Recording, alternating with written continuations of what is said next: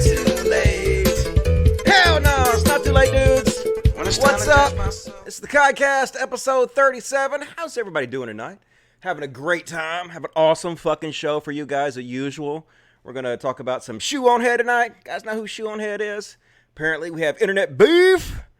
Beef? I ain't got no fucking beef. I'm a vegetarian. But anyway, we're going to talk about that shit. How are you guys doing? I love you guys. Thank you for fucking tuning in. Looks like we got a lot of people tuning in tonight. Got a lot of people interested to see the beef between me and ShoeOnHead. It's going to be really interesting. I actually watched a shitload of her fucking videos, and we're going to go over a few of them and explain how she became the most prominent feminist contributor in the world. I'm not saying she's a feminist. I'm saying that she's a feminist speaker. And an anti-feminist is actually the most listened to feminist in the world right now, which is crazy. Got to talk about that. So let's see what you guys were talking about tonight. Thank God. I got so bored waiting. It wasn't that long. I do the show every night, or every Monday and Friday night at 8 p.m. Central, 9 Eastern. So you guys be sure to tune in. As long as you're on time, I'll be on time. Smoke a bowl for you, Dusty. All right. Wish I could smoke a fucking bowl, but I can't right now because I will be too fucked out of my mind. Vosh and Shue are friends for some reason. Vosh just might be thirsty. Yeah, I'm not really sure why Vosh wants to be friends with her. Like, I kind of get it. Like, if I were Vosh, I would be friends with her instead of me. Like, honestly, I would. If Vosh is listening, I highly suggest you be friends with her instead of me because it's much better for your career. Like, she's very loved, and my opinions are very unpopular. And there's no doubt in the end she will win this battle between me and her because it's a popularity contest, and I can't win a popularity contest against ShoeOnHead. There's no possible way. She's too young, too good looking, too charming, has too many, like, people that love her. I can't compete with that. But I can, like, tell you the problems I have, and I think the problems I have with her are incredibly reasonable. The people that have a problem with me speaking out against ShoeOnHead, they don't give a shit what she does. They don't think that she should be critiqued, even though my critiques of her are incredibly reasonable. I'll show you guys in just a minute. But anyway, gonna do some cry time. Done some cry time. Can't fucking eat that shit. It tastes terrible. And Dusty, hey! What's going on, guys? Love you guys. Alright, I guess we'll go ahead and get started with this ShoeOnHead stuff. ShoeOnHead. But I guess before we start, we'll talk about my Patreon. Patreon.com/CODcast. If you want to support the show, please help. $1 or $2, $5 a month. It charges you by the month, not per the video. So, like, if you want to help out a little bit, please help out. If you enjoy what I do, please consider supporting the show. You know, people like Crowder making millions of dollars. I'm making $439 a month. Please support LeftTube. Like, lefties have to support other lefty content creators, or else this is never going to fucking work. We just need to support each other the same way the conservatives do, and then maybe we'll have a foothold into beating them. But until then, sucks. But anyway, please consider supporting me on that. Appreciate it. And of course, as always, best way to support the show, Super Chat. Lifeblood of the show, Super Chat. If you don't know, there's a little dollar sign down by the chat window. And if you want to ask me a question, you can, like, donate money. It's like tipping, basically. But it guarantees I will read your question. And it also supports the show. Most of the money goes to the Human Society of Mississippi Animal Sanctuary, where we rescue cute little puppy dogs and kittens and give them forever homes. So if you like what I do, please consider supporting me and ask me some question that's going to be tough for me to answer, please. Try to stump me. Let's make a fucking game out of it. Stump the Dusty. And if you got really good anti-SJWs or anti-conservative jokes, feel free to post those too. So cool. Here we go. I'm going to go into the fucking ShoeOnHead shit. ShoeOnHead. So, for those of you who don't know who ShoeOnHead is, basically she made herself famous by being an anti-feminist YouTuber. Basically, she just makes fun of feminism and makes cringe videos of feminism.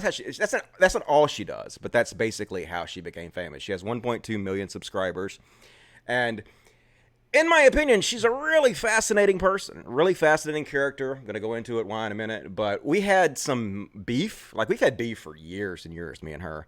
It started out, I didn't even know who she was for a long time, but she came to my Twitter one time and she started attacking me because I was giving my opinion on doxing. I think that if you're a terrorist, you shouldn't be able to hide behind doxing. I think you should be able to, like, some people should say, no, you're a fucking terrorist, you should be doxed. I think if you're a con artist and you're conning people hiding behind anonymity on the internet, you should be doxed. I think if you're catfishing somebody and you're hiding behind anonymity on the internet, you should be doxed. I think there are lots of situations you should be doxed, in my opinion. I think if you are posting comments where you're saying, yeah, the fucking mosque shooter killed 50 people, good on you, kill more, let's have more people kill people, I think you shouldn't be able to hide behind anonymity to do that. I think you should be doxed. That's my opinion. That's what I was giving my opinion on. And so she came to my Twitter and started attacking me, calling me names and everything on it. And that's how our Twitter beef and our real life beef got started. And it escalated on to where she made a video about me claiming that I only say things to get attention. She basically took something out of context that I said and made it seem like I only say things to get attention. Basically, what I was saying was, I used to do this thing on Facebook where I would shitpost, basically. I would post something obviously meant to be a joke, and then I would make fun of everybody who took me seriously.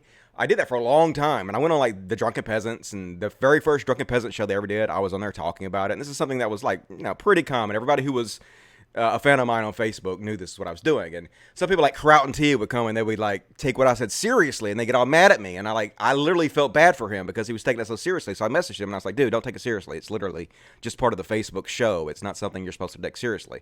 So they took these comments and they made videos about me saying, oh, Dusty's only doing this for drama. He's only doing this to get attention. Don't listen to anything he says. When obviously if you watch my channel, that's not true. I don't bring that into my YouTube channel. That was only something I did occasionally on Facebook.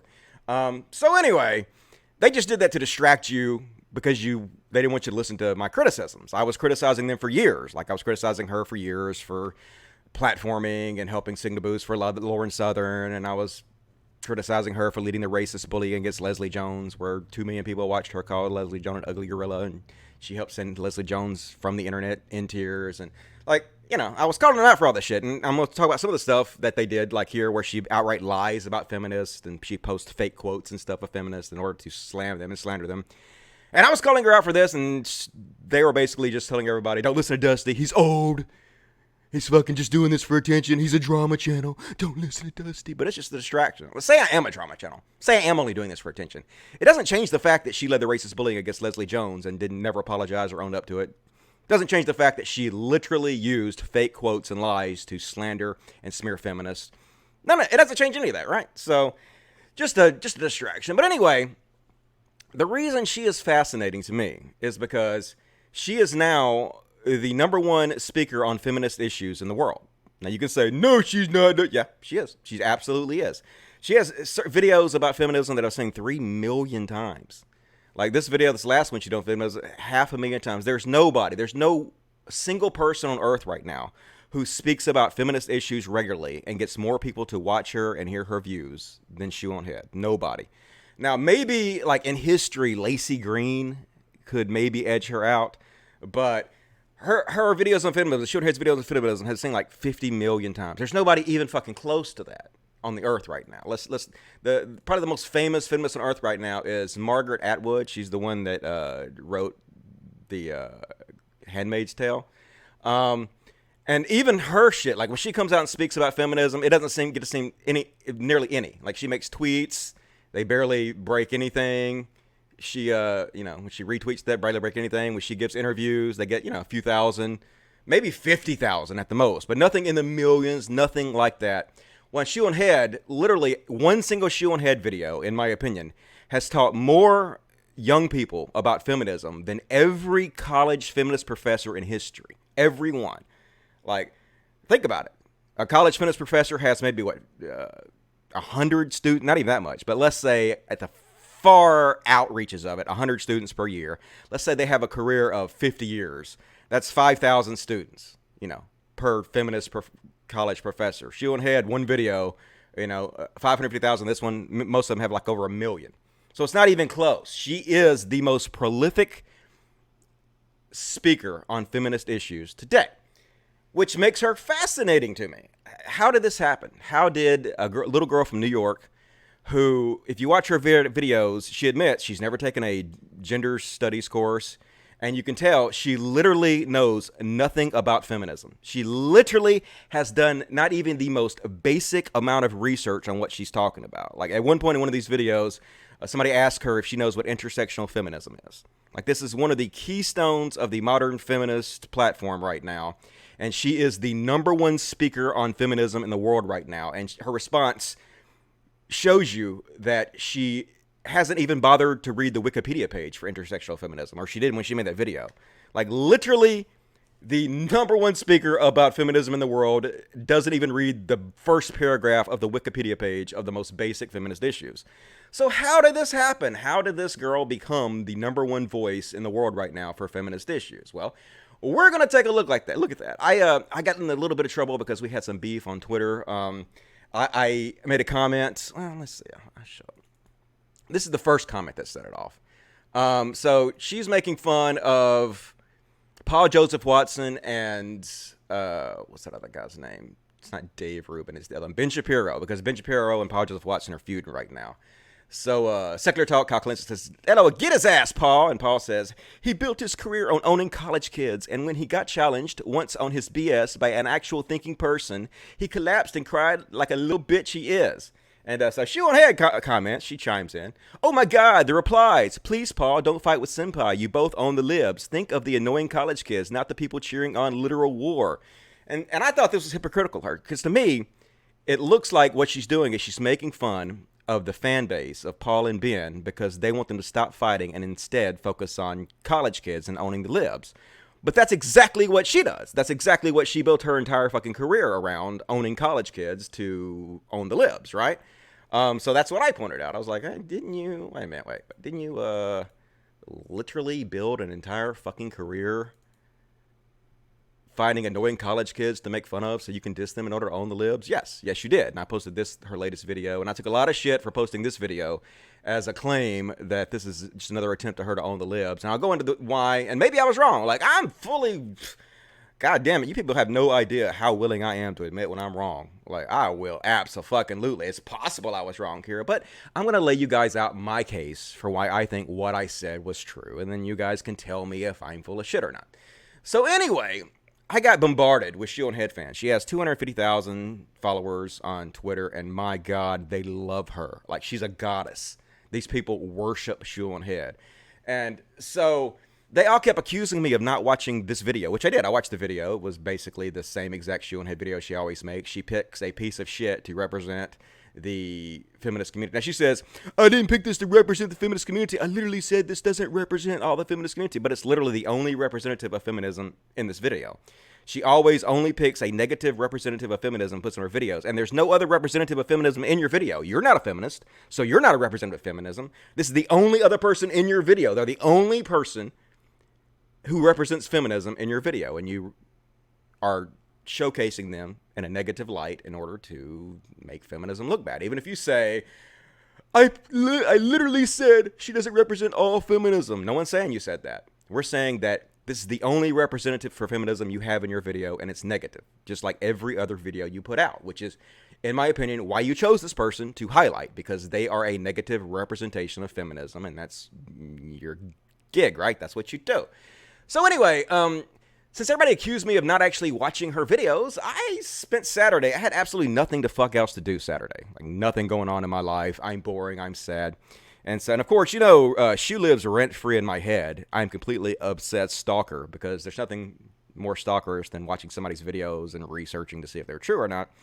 So clearly, I am fucking just a obsessed stalker at this point. So I went and watched her videos for about 10 hours, and it took a long time, and this shit takes a long time, because she'll, like, rattle off 5 different quotes from feminists, and so you have to stop, and you have to rewind, and you have to, like, look up each single quote, everything she says, and research it all to make sure she's telling the truth. And, of course, what you find out, it's not true. She's lying, a lot of it. She's absolutely outright just fucking lying to you people. Well, I'll show you. You don't have to believe me. I'll show you. But anyway, it takes a fucking long time, so I spent Saturday doing this, and I'm going to show you some of the fucking things I found out about this. All right, so, goddammit, I didn't fucking pull that thing up. Let me see if I can find it on here real quick. Give me a second here. Go to my Twitter. If you guys want to follow me on Twitter, I am Cult of Dusty1, Cult of Dusty1, Cult of Dusty1. I used to be Cult of Dusty, but ShoeOnHead's fan base basically mass flagged my account. She had me blocked, so I wasn't even talking about her, and she behind the block, she was, like, talking to me, talking about me. Making fun of me and shit to her 250,000 subscribers, but she was doing it behind a block where I couldn't defend myself or couldn't see what she was saying. So I commented, "Damn, she's a cowardly bitch for talking about me behind a block." Literally, all I said was she's a cowardly bitch for doing that. Her fans mass flagged me and had my account permanently banned on Twitter. And she was told about it repeatedly. And every time she's told about it, people have asked her, "Can you, like, give a shout out to Dusty and try to get your fans to message Twitter support and have him unbanned?" And she, like, blocks anybody that asks her that. So she doesn't care about free speech, doesn't care about my free speech, doesn't care about the fact that her fan base got me fucking permanently banned or anything. So I'm not a huge fan of her for that reason. But anyway, nope, that's not it. Getting closer, though. Boom, there it is. All right, so I basically just Googled ShoeOnHead feminism, and I just randomly watched whatever videos popped up in no particular order of the videos that she's done about feminism, so I can get a better idea of how this young girl became the number one speaker in the world about feminist issues. And it's very interesting, folks. All right, first up, I watched this video.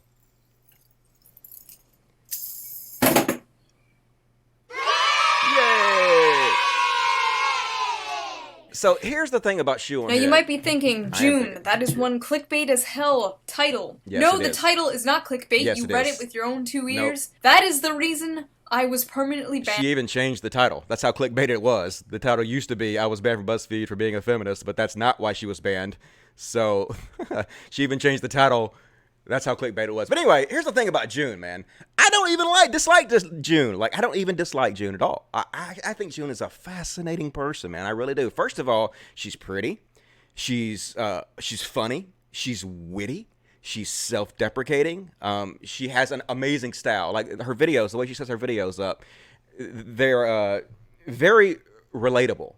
She doesn't put on airs like or anything. She has like usually a shitty camo. They constantly make fun of her for having like a 420 potato camera, and she does like this very cutesy style. Usually she's in her bedroom or something, and she's dressed really cutesy, and she has a lot of graphics and stuff that appeal to children, kids. And that's one thing I noticed about her fan base when they came and they shit on me for days and days and days for speaking out against her.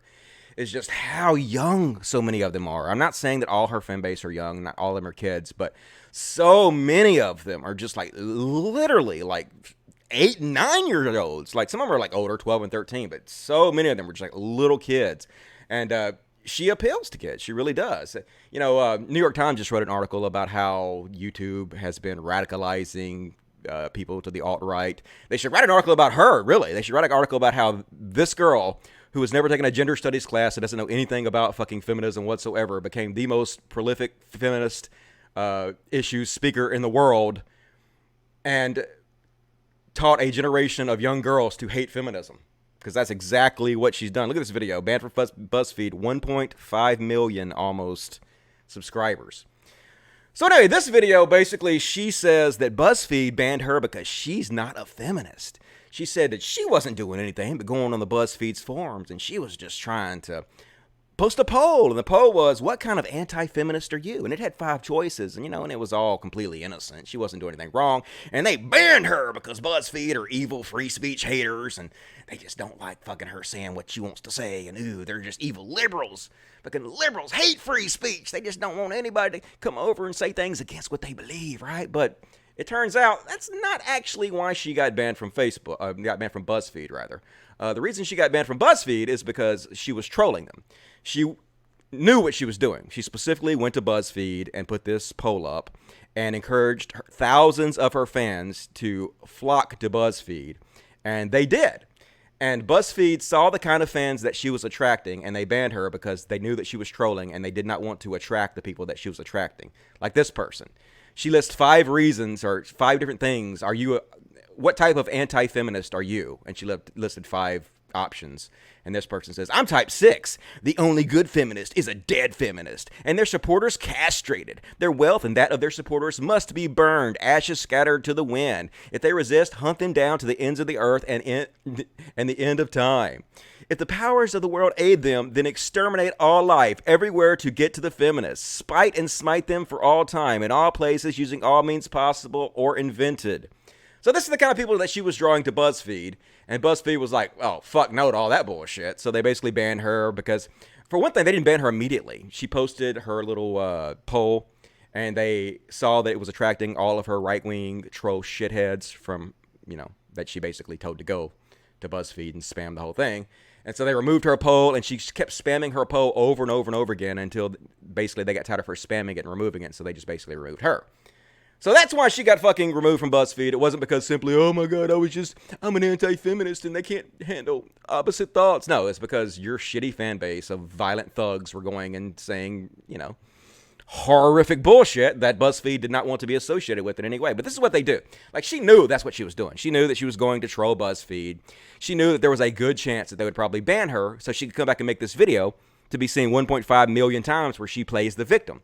This is around the same time where she was going to bat for Milo Snuffleupagus and saying, oh, Milo's cool, man.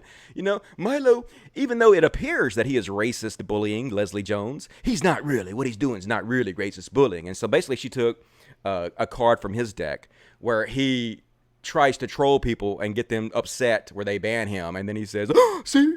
Oh my God, they hate free speech. I'm the victim here. And that's exactly what she was doing here. But this is what they always do. Always fucking do. They go troll people and annoy them. And then when they respond, they say, I'm the victim. So anyway, 1.5 million views for this, what I would call a dishonest video. That was the first one I watched. So next up, I watched this one. Oh, well, let me go back to, first of all, I will go back and point out one thing about that last video I watched. So the only representation of feminism you give for in this video is Buzzfeed, and you portray them in a negative light. So I'm not saying that your representation of Buzzfeed is representing all feminists. I'm not saying you're saying that. I'm just saying that you only gave one representation of feminists in this video, and that was in a negative light. So keep that in mind for later. That's building my case for why I felt her latest video was just chosen to put feminism in a negative light again, because that's the context and the history of her channel. That's what she does. So anyway, next up, I watched this video where she shits on Kat Blaque, trans YouTube feminist Kat Blaque. Once again, Kat Blaque is the only representation of feminism she has in this video, and once again, it's to shit on feminism, to paint feminism in a negative light. I'm not saying she's claiming Kat Blaque represents all feminists. I'm saying this is the only representative of feminism you have in this video, and it's done to paint feminism in a negative light. So anyway, Kat Blaque is not even saying or doing anything that's even obnoxious or worth shitting on, but since she's a feminist, and this is what ShoeOnHead does, she has to find reasons to fucking shit on feminists, so she picked Kat Blaque out to shit on her. This one was saying 1.3 million times. More important than white man voices? Don't you think maybe be more popular? When a minority happens to break away from the mold that you have crafted for them, it's interesting to people. But minorities are all a hive mind, and if they don't think like you, they're just doing it for money, right, Kat? Basically, she's taken up for black conservatives, you know, who leave the plantation and basically vote against their own best interests because they've been conned by conservatives. And, you know, it's perfectly okay for black people to explain to other black people why that is sort of seen as going against your own people, since conservatives have a history of being, you know, racist shitheads, especially recent history. But anyway, Kat Blaque does absolutely nothing wrong. She doesn't say anything wrong, and ShoeOnHead just shits on her for really no reason, just because that's her gig. You know, her gig is to pick a feminist and make fun of them, regardless if there's a good reason for that or not, which is the theme in her videos. Oops, sorry, that's all I clicked on. Later, Kat Blaque. Let's see. Then I watched this video. In this video, I want to discuss This girl basically just very calmly, like, listen to how she calmly and rationally just explains, hey, you know, I watch TV a lot and movies a lot, and I kind of wish that they would have more representation for people with bad skin in movies, because I oftentimes have like a lot of zits and acne, and I feel like there was like better representation in media. It would make me feel like, you know, there's not such an unrealistic standard of beauty, and I wouldn't feel so self-conscious, and I think it would make more people feel better about their skin conditions if, you know, there were more representation for us in media. You know, even if you disagree with her, she's very calm, she's very rational, she seems like a sweet person. So Shue, of course, makes a video that was seen 1.2 million times, shitting on this really, really reasonable, relaxed, laid-back person for no reason. pressure to have clear skin and why that's a feminist issue. This should be interesting. And she was just, okay, this should be interesting. And so she was like a mean girl, just like a character in a fucking Mean Girls movie. Exactly what she is, where she shits on nice people who aren't doing anything, aren't hurting anybody, don't even have unreasonable opinions. But since they're feminist, they have to be shit on. So that's what she does in this video, shits on her. Next up, another video here. Because I know you like your opinions validated. Yay! See, appeals to kids. Like little girls love ShoeOnHead. Like, she has literally taught a generation of little girls to hate feminism. It's really interesting. So anyway, in this video, Quick disclaimer. She shits on these two people who made this video. Basically, The thing is I can't really tell what the context of what they're saying is, because I guess after she made this video that was seen 2.3 million times bullying these people, they took their original video down. So I can't see exactly the context they were saying these things in, or how she basically clipped out the more important parts of it and just, you know, clicked out the fluff and presented the fluff like it was some real thing that was a big part of the video they were making. So I don't know. There's no context here, but basically these two people are incredibly reasonable. This girl was just saying, hey, like when I'm at work, people wink at me and they call me sweetie and stuff, and I find that, you know, kind of condescending. I wish they would just treat me, you know, the same respect they treat men with. And when they call me sweetie and they wink at me and stuff, and they treat me like a little girl, you know, I don't feel like I'm given, you know, I'm putting on the same level as everybody else. It's almost like you're talking down to me. Completely reasonable. Seems like a really, really sweet person. But of course, Shue has to shit on these completely reasonable people because they're feminist, and that's what Shue does. She shits on reasonable people for no reason. Lord Jesus up in heaven. Not in videos in. Like I said, this is just a clip Shue clipped out, so I don't know what else that she said that was probably a lot better examples of why she needs feminism than this. It's probably what she started out with, and Shue clipped it out to make it look like they're, you know, ignorant. So let's watch. The cringe factory. I could probably take clips from older videos I have done and respond to this video flawlessly. Yep. I get called sweetie. I get winked at work. Not in like a really obvious way, but just sometimes people walking by, like instead of just saying hello, it'll be like a little wink. Lord Jesus up in heaven, help me right. I mean, isn't that girl, isn't she calm and rational? Seems nice. I mean, is she really doing anything that needs to be made fun of, that needs to be mocked to 2.3 million people?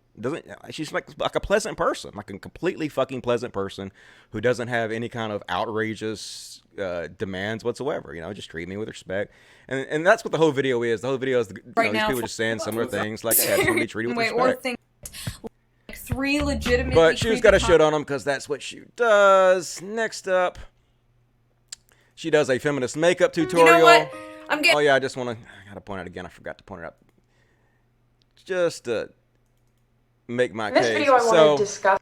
In this video, you only have one representation for feminism. This girl. This is the only representation for feminism you have in this entire video. You're not a representative of feminism, and your representative of feminism is put because you're making fun of them.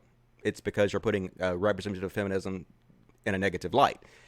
That's what you do in every one of your videos. So in this next video, the video I just showed, your only representation for feminism were these two women. Video, 'cause I... And you put these representation of feminism in the video because you're portraying them in a negative light. That's what you do. I'm not saying that you're saying these representation of feminism represent all feminists. I'm saying this is the only representation of feminism you put forth in this video, and it was negative, okay? Keep that in mind. I'm building a case for later. So then, next up, she puts up this video, feminist makeup tutorial. The whole point of this video is to make fun of feminism again. It's basically where she's following along to this woman who is basically mocking feminism. She's pretending like she's a feminist, and she's saying all this stupid things, and then she was going along with her. So once again, the only representation you have of feminism in this video is this girl who is meant to mock feminism. The only representation you have of feminism is to put feminism in a bad light. So this is just a silly fluff video about nothing. She has to find something to mock feminism with, regardless of how stupid it is. So this comedian mocking feminism is what she chose in this video, which was seen 1.1 million times. For those of you who say, what are you talking about? ShoeOnHead is the most prolific speaker of feminist issues in the world right now. Yep, she absolutely is. Name one other feminist speaker out there, or not feminist speaker, but person who speaks on feminist issues, who regularly gets 1 million views for their videos on feminism. Or you know, it doesn't even have to be a video. Tweet on feminism, anything, any statement on feminism, anybody that gets seen even close to ShoeOnHead, nobody. Like I said, maybe in their prime, Lacey Green beat her out, but Lacey Green hasn't made a video in a year or like 7 months or something. So right now, the most famous speaker for feminist issues in the world, hands down, not even close, ShoeOnHead. That's just the truth. Don't shoot the messenger. I know how stupid that is. Believe me, I know how stupid that is. I know how sad that is because I know how important feminism is to the future. I know how important it is to the present. I know how important it is to the past. And the fact that the most famous and prolific speaker on feminist issues right now is an anti-feminist who doesn't know what the fuck they're talking about in any way and who lies and misrepresents things. That's the world that Trump is president in. That's the world we live in right now. And so next up, she makes 2 videos making fun of this guy. This is Matt McGorry, is that his name is? But anyway, he's an actor from the show Orange is the New Black. And he seems like an amazing fucking guy. I really like him. Like, he's kind of childlike in a way. It's obvious he's just trying to look for a reason to be a good person. He just wants to be a good person so bad, so he wants to find a cause, that he can dedicate himself to make himself a good person. So the cause he found is feminism. He actually looked it up, apparently, and researched it and agreed with a lot of the feminist issues. And he's so excited to be a good person and to represent feminism. And, of course, ShoeOnHead has to mock him and make fun of him about it and shit on him for absolutely no reason, simply because he's a good person. We'll watch a little bit of this. Question that is important for us as men. The question is not, are we sexist? It is, do we know that we are sexist? Oh, Matt McGorry, our dear, sweet Matt McGorry, the valiant white knight savior of women everywhere ever, the fellow white man that's not like other white men, the living, breathing, physical form of trying too hard. But oh, does he get those feminist panties wet. Literally, the guy did nothing wrong. All he has ever done is said, hey, I support women's issues, and I care about women's issues, and I try to make it a point to listen to women. Just a really, really fucking nice guy. Zero reason for anybody to shit on this dude. But then after she shit on this dude, he had to publicly apologize. After millions of people, she made 2 different videos about this dude. Afterwards, he went and apologized because he was embarrassed by her shaming him when he literally did nothing wrong. And here's Matt McGorry wants other male feminists to avoid his mistakes. And basically he's like, oh, well, clearly I made mistakes being such a nice guy because I got shit on so hard by people like ShoeOnHead. But no, he did nothing wrong. Absolutely nothing wrong. It's just ShoeOnHead is an asshole whose job is to shit on nice people for being nice people because she's a mean girl from a movie. That's just the fucking truth. I know she's quirky and she's smart and she's funny and you guys love her so much, but it doesn't change the fact that that's what the fuck she does. So let me show this other video. Here we go. This is the other video she shit on him on. And while I was barefoot... And almost 2 million views. Almost 2 fucking million views on this. Tell me she's not the most prolific speaker on feminist issues in the world. So... here's her boyfriend, Armored Skeptic, to come in to call Matt McGorry a mega beta cuck. Because sigh. Oh, let me see. Wrong button, Dusty. It's about 3:30 into this video for you playing along at home. She gets really excited. I get bummed because it's a reminder of how low the bar is for men. He's like the ultimate mega cuck. Yeah, this is funny. I like this. I don't like to use the word cuck Why do you do to it? describe people, but this is rare. if ever there was a mega cuck, yeah, an alpha cuck, like the alt-right's this version of cuck.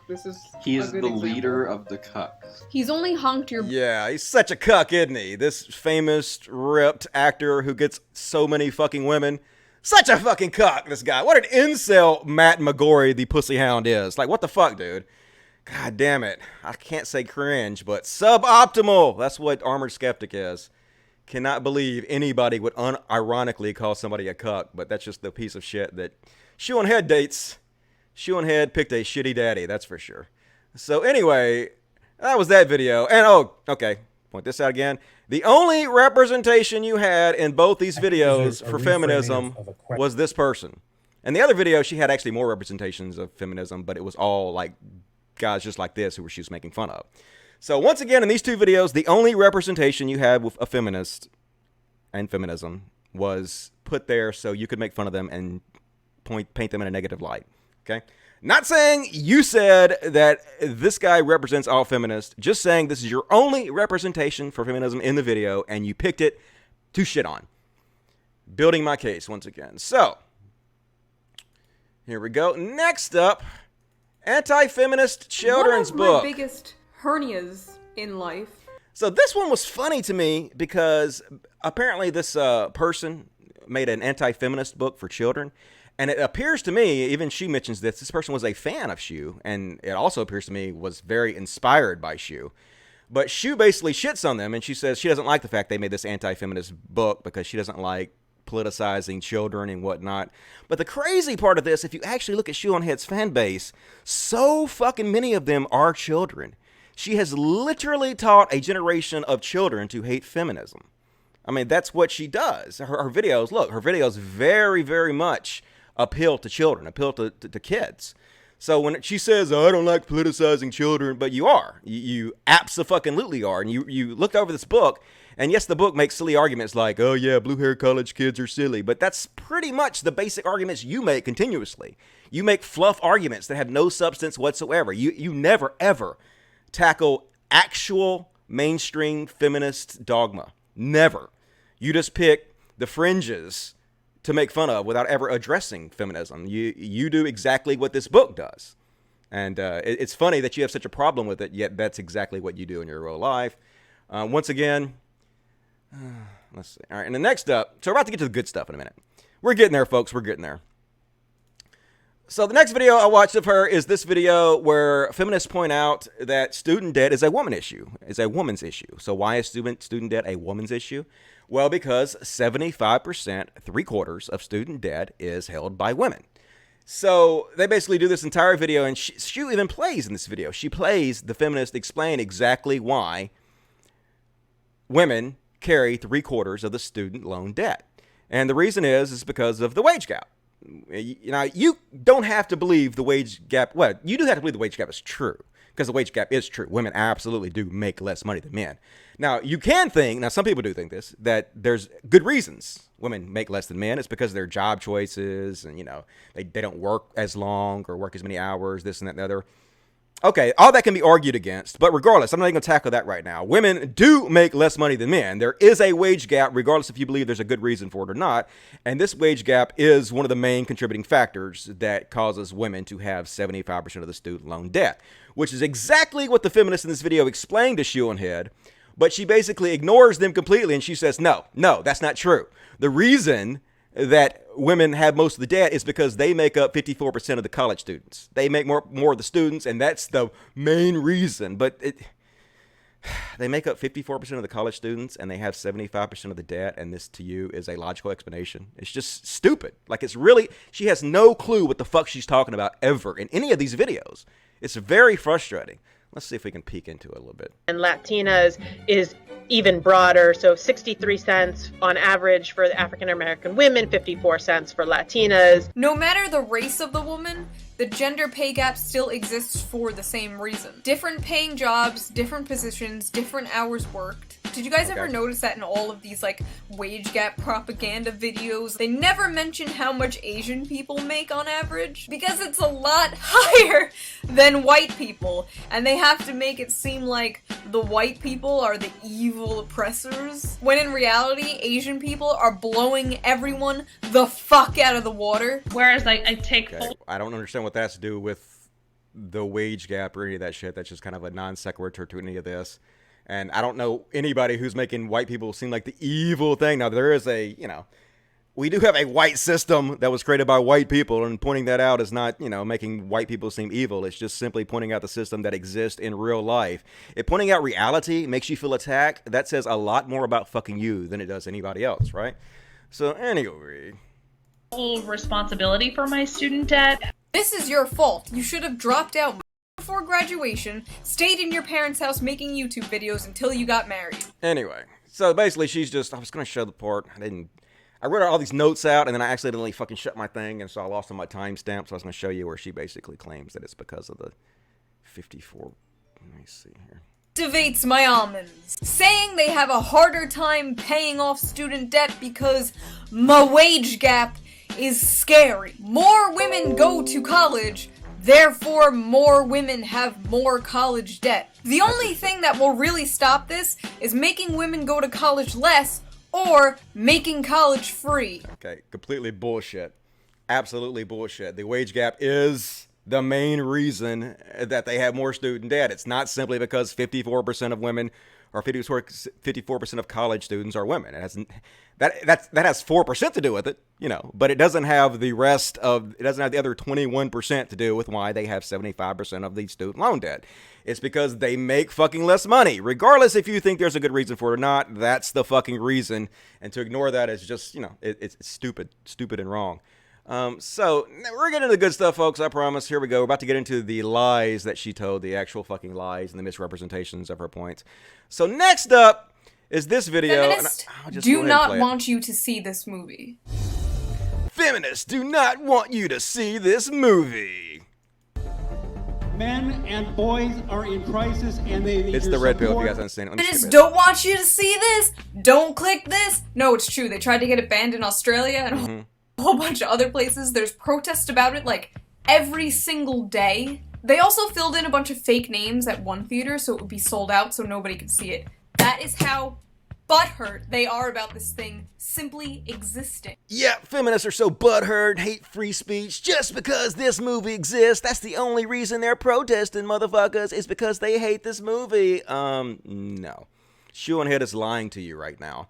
She is not pointing out why feminists actually were boycotting this movie. She's basically claiming it's because they hate free speech, but that's a lie. That ShoeOnHead is literally misrepresenting things to be dishonest to her fan base. The reason feminists boycotted this movie is because this is the guy the movie mostly revolved around, him and his organization, right? This is Paul Elam. Now, there are other people in the movie, yes, but this was the main guy in the movie, and this organization this guy runs was the main organization featured in the movie. So, before this movie was made, Paul Elam had some interesting public statements. Women who drink and dance are begging for rape, is one of the things he said. He also said, that's it. In the name of equality and fairness, I am proclaiming October to be Bash a Violent Bitch Month. I'd like to make it the objective for the remainder of this month and all of October that follow for men who are being attacked and physically abused by women to beat the living shit out of them. Maybe she did have it coming. And it's a whole article about this. He also said, should I be called to sit on a jury for a rape trial? I vow publicly to vote not guilty, even in the face of overwhelming evidence that the charges are true. So the reason that feminists boycotted this movie is because they felt that this movie was an uncritical promotion of this guy and his organization, and that it would lead to violence against women. That's exactly what they said. That's exactly what they were protesting for. And ShoeOnHead never mentions this whatsoever. She just says, no, feminists hate freedom of speech. That's right. 1.6 million views of her lying and being dishonest to her audience. That's what Lord she knows does. I love the strife. She does not give a shit about what the truth is. She has a narrative, feminism bad, and then whatever she can say or leave out to make that narrative come true, to shit on her audience, to make cringe for her audience consumption, that's what she does because she's not an honest person. Now let's watch her say. Let's watch her say she cried 3 times while she watched this movie. Sound effect, so I just had to see it. Now, I don't want to give too much away about the documentary because it's that good, and I don't want to like throw spoilers at you, but I cried 3 times. Skeptic's shirt was just full of mascara, and Yeah, man, it was so sad. The story of this dude who thinks women are begging for rape and wants you to beat the shit out of women and will acquit anybody that rapes a woman. Yeah! This dude's movie was so heart-wrenching. Fucking feminist, hating on free speech. But that movie is actually really cringe. It was just a one-sided look. The problem with the whole men's rights movement, which is what that movie was about, is they failed to recognize that the vast majority of problems men have were created by the patriarchy, were created by other men. Yes, men die more often in jobs. Yes, men die more often in war. Yes, men behave in ways that are more dangerous. Yes, men commit suicide at a higher rate. Yes, men get taken advantage of in family courts. All of these things were created by other men, almost, not entirely, but mostly. And the problem with the men's rights movement is that they just want to blame feminism for it, when it's not feminism's fault at all. Feminism is actually trying to address these issues. Feminism is actually trying to address the patriarchy, which caused these issues. And feminism actually try to address toxic masculinity, which is at the heart of many of these issues. So that's the big problem with the men's rights issues. But of course, for years, Shue has been pandering to her right-wing fan base, to her alt-right fan base, and that's why she has to go to bat for the men's rights shit, go to right for this, alt-light shit. And that's why she has to misrepresent the feminist position. That's what she does. She misrepresents the feminist position and lies. And so that's one reason I want to highlight all this, folks. I want to highlight so we know how we got here. Now, there are many of you out there that are going to be like, Dusty, Shue has changed, man. She's changed. She's not like this anymore. Why are you showing these old videos of her, man? We love her. Just let her be, man. Let her, look, it's fine. If she's changed Fine, more power to her. But it's still interesting to look back and see how we got to the situation we're in right now. And Shue is just one example. Like, I'm not blaming Shue for everything that happened. I'm not blaming Shue for how the anti-SJW community turned out. I'm not blaming her alone for why it took such a hard right turn. But she is an excellent case study to show exactly how this fucking happened. Even if she's changed now, this is the stuff she was saying. This is how the narrative that feminism is evil got spread. This is how we ended up where we are today, by people misrepresenting things, lying, take things out of context. And we're about to see the final example I have of this tonight is a video she made called Feminism and Equality. So this video was basically these women right here, completely rational, reasonable, nice, kind, calm women who were trying to explain to other women out there that, hey, you might have been told that feminism is about man-hating, but that's not mainstream feminism. That has nothing to do with mainstream feminism. We don't hate men. It is about equality, regardless of what you've heard, and people have just, demonized us and strawmanned us, and it's not about that. And very common, rational, and true. Absolutely true. Now, look, folks, it is not fair to blame the mainstream of a group on what the fringes do. Like, one of the conservative dudes sent pipe bombs to liberal politicians. Conservatives have gone to mosques and shot up people. I don't say, oh my God, all conservatism is about sending pipe bombs to people and shooting up mosques. No, I don't blame conservatives for what the fringes do. So it's not fair to blame feminism if there are a few women on the fringes who have negative takes on men, obviously. And that's what these women are saying. They're very calmly explaining it. No, listen to them. They're nice women. They don't come off mean or ill will or as man-haters in any way. They're just nice. Woman, let me tell you what you think. Feminism. I'm not that kind of woman. The crazy, bra-burning, feminazi kind. I'm a cool woman. I don't want to put women above men. For anyone who needs a refresher... They're basically explaining to you now why some women don't call themselves feminists, and she's kind of explaining their viewpoints. This is what feminism means at its core. Feminist, a person who believes in the social, political, and economic equality of the sexes. Oh, it's just another one of these damage control videos. You see, the thing with ideologies is this. When you put yourself in a box, you can... Damage control. So anyway, these women are pointing out that feminism is not about man-hating. So Shue's claim is feminism at its core is about man-hating. Mainstream feminism does contain plenty of fucking man-hating, and I will prove it. I will post quotes from popular, famous feminists that show you that these quotes are actually celebrated in mainstream feminist thoughts and that prove that feminism is about man-hating. And so she went out and she found the best of the best examples of feminist man-hating. This is the best out there, folks. She's the number one speaker on feminist issues in the world, right? She's clearly done her research. She clearly got out there and she found the best of the best, and this is going to prove her position, folks, right? Let's listen. Men has been involved in feminism for a very long time. Here are some really everything's all trendy and hip. It's cool to hate men, you guys. Hating men has been involved in feminism for a very long time. Okay. Here are some really terrible quotes from very famous feminists. The more famous... Boom! Okay, let's start off. Sharon Stone. Oh my God. This is how much she's stretching already. Fucking Sharon Stone. Is Sharon Stone some kind of fucking feminist icon? Fuck no. Is Sharon Stone taught in feminist classes or school? Is there any feminists who are like, hey, did you see that Sharon Stone quote? No, this is so stupid. Obviously, this is just Sharon Stone trying to say some badass shit. And she's just pointing out that women who don't have power don't often have power over men. And the more power she gets, the more power she has over men. That's all she's saying here. This is so stupid. This first example just shows how much of a stretch this list is going to be. Oh, I got Sharon Stone. Next up. Famous and powerful I get, the more power I have to hurt men. The proportion of men must be reduced. Okay, the proportion of men must be reduced to and maintained at approximately 10% of the human race. Sally Miller Gerhardt in the future, if there's one, there's female. So I looked this up to see if this were true. And I guess apparently this person did say this 40 years ago. Let's see if I can find it.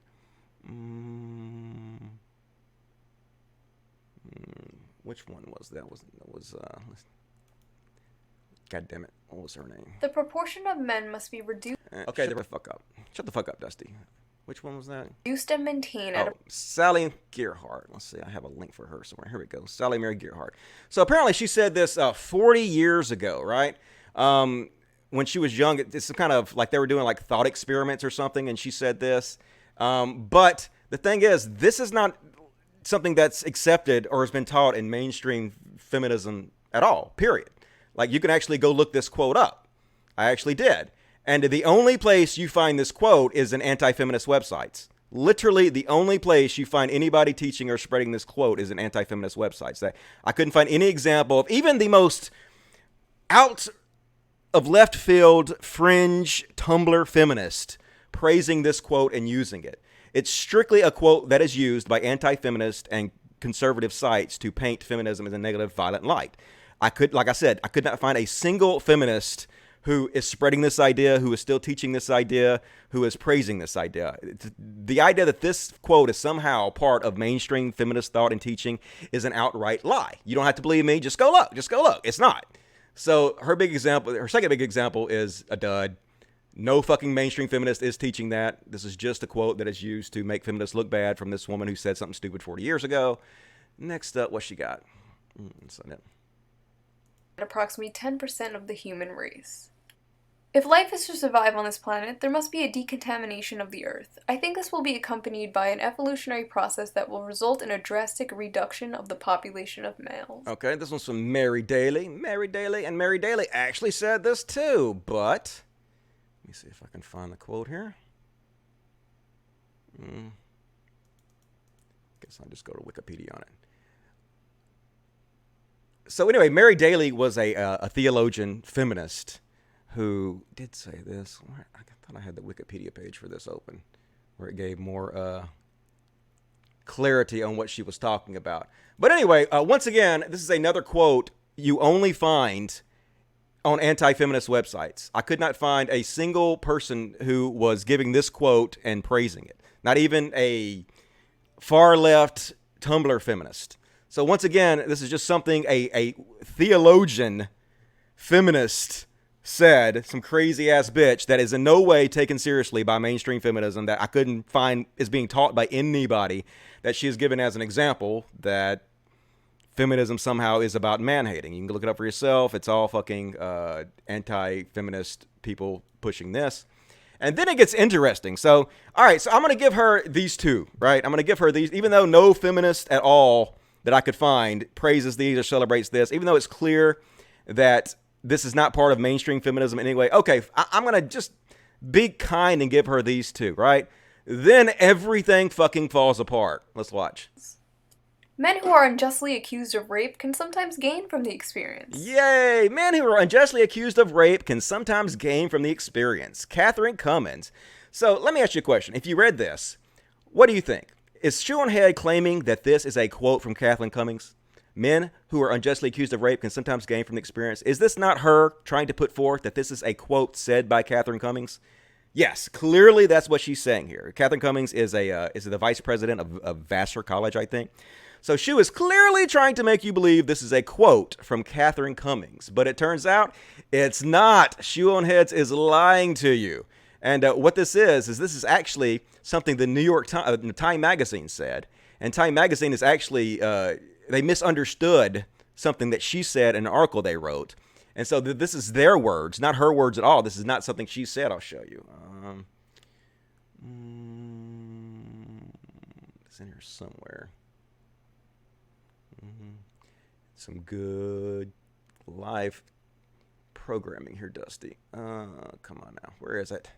Fuck me. Here we go. So here we go. This is the quote that ShoeOnHead put out. But Cummings argues that men who are unjustly accused can sometimes gain from the experience. This is not a quote from Cummings. This is something the Time Magazine reporter wrote. ShoeOnHead is lying. And the thing is this person is misunderstanding what Catherine Cummins is saying. Catherine Cummins in no way here is saying that men who are unjustly accused of rape gain from the experience. What she's actually saying is that some women who are not actually like penetrated rape, they consider some forms of sexual assault to be rape. Like if you grab them and you touch them very roughly, you throw them to the ground and stuff, even if you don't technically penetrate them, they consider what you did to be a form of rape. And like in Sweden, they have laws that are much more broadly defined on what rape is. And so this woman, Catherine Cummins, is saying that having a broader definition of the word rape can sometimes be useful because the men who assault women, who then are told that the women felt so strongly about the assault they underwent that they considered it to be rape, that the knowledge that their actions are considered so vile might give them pause and make them have second thoughts about their actions. That's literally all she was saying here. Not, oh my God, if you unjustly accuse some dude of rape just out of the blue, it can be important. It can be something they gain from. That's not what she was saying at all. And she basically is lying, is quoting her, is basically putting a fake quote. This is not something she ever said. This is a fake quote by ShoeOnHead. 100% fake quote by ShoeOnHead. Lies, damnable lies. So next up, who else we got? I believe that women have I believe women that have the capacity for understanding and compassion, which men structurally does not have. Does not have it because he cannot have it. He is just incapable of it. Barbara Jordan, former congressman. Obviously, oh my God. First of all, let me just show you this. Barbara Jordan is not a fucking famous feminist, dude. Barbara Jordan is a famous civil rights hero. She is in no way a fucking famous, hardcore, man-hating feminist. What the actual fuck, dude? She is literally a civil rights hero. Clearly, this is not man-hating right now. Clearly, this is just like women empowering bullshit. She's just saying here, hey, women are more empathetic than men. They have something natural about them that makes them more empathetic than man. Now, I think this is a dumb statement. This is not a man-hating statement, though, from a feminist. This is literally a civil rights hero who is just saying some women empowerment shit. These are really the best examples you have of feminist man-haters. I mean, dude, this is sad. This is fucking sad, but it gets even worse. Let's continue, shall we? All right, where else we got? The capacity for understanding and compassion, which man structurally does not have. He does not have it because he cannot have it. He is just incapable of it. Women have their faults. Men only have two. Now she's posting popular graffiti. She's gone on the internet. She's tried to find the best of the best examples of feminist man-haters in the mainstream. And she's resorted to posting just random quotes from anonymous people that are supposed to be popular feminist graffiti. Good Lord. Could she be scraping the bottom of the fucking barrel more to find examples? And so I went and looked this up just to see, is this true? And it turns out this is just basically a quote that's been around for a long time. It's not really a feminist quote. It's just like a quote on some e-cards. It's been around a long time. And there's also versions of it that are the opposite. Men have many faults. Women only two. Everything they say, everything they do. So this is not any kind of statement that only applies to men, right? This is simply her scraping the bottom of the barrel to try to find anything she can possibly find to make feminists look like man-haters. And it's obvious that's what she's doing. It's really stupid and sad. Keep going. Everything they say, everything they do. I want to see a man beaten to a bloody pulp with a high heel shoved in his mouth, like an apple in the mouth of a pig. Or awesome. Andrew Dworkin. Fucking love this. Oh my God. Now, Andrew Dworkin, she is a feminist speaker. She is a very controversial feminist speaker, no doubt about it. And you know what? I want to see a man beaten to a bloody pulp with a high heel shoved in his mouth like an apple in the mouth of a pig is absolutely something Andrea Dworkin wrote. But guess what, folks? It's a line she wrote for a fictional character in a novel she wrote. This is not a quote that she actually said herself. ShoeOnHead is literally taking a quote from a fictional character in a book, and she is claiming that the author said this in real life because she's a man-hater. This is Andrew Dworkin. Now, Andrea Dworkin, who is somebody I really feel sorry for. Andrea Dworkin in real life was drugged and raped. And she was brutally mocked and ridiculed by men's rights activists and conservatives because she was heavy and ugly.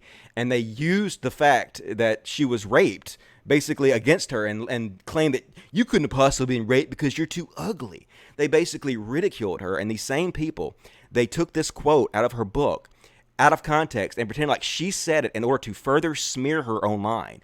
And so ShoeOnHead has decided to jump on the slandering and smearing of this poor woman for no other fucking reason than she is a feminist. ShoeOnHead is a goddamn liar, a fucking liar who smears people just because they're feminists, because that's her job. This is the woman who is the most prolific feminist issue speaker in the world. Yeah, it's suboptimal, and we're not even done, folks. We're not even at the end of this shit. We're not even at the end of her lying yet.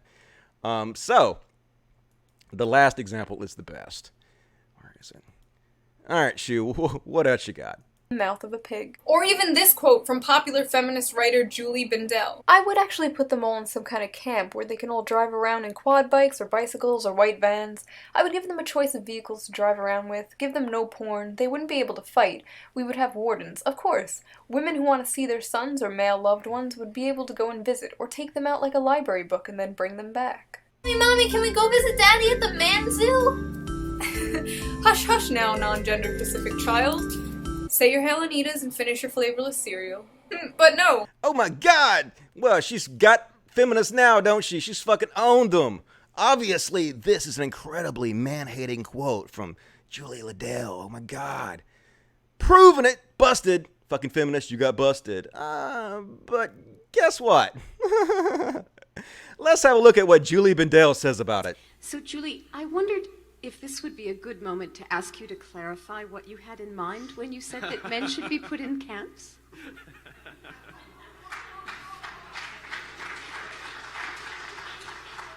Well, this is a classic example of, and they say feminists don't have a sense of humour. So there I was, speaking on the phone to a conference organiser who said to me, look, we need to put some kind of interview up on the website to advertise the fact that you're speaking. And she asked me a few things about, what do I think the problem is with men and violence and the like.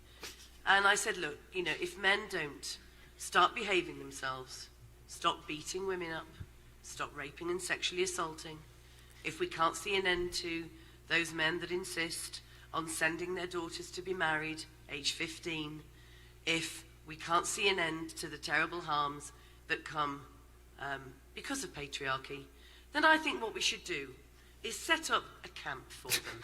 And I had in my mind some kind of benign holiday camp, but with a fence around, so enclosed. And I said very clearly, because I'm a kind feminist, that they could have things like quad bikes and white vans. Archery on Wednesday afternoons. Yeah, and the lefties could have bicycles, and because they'd all be in there.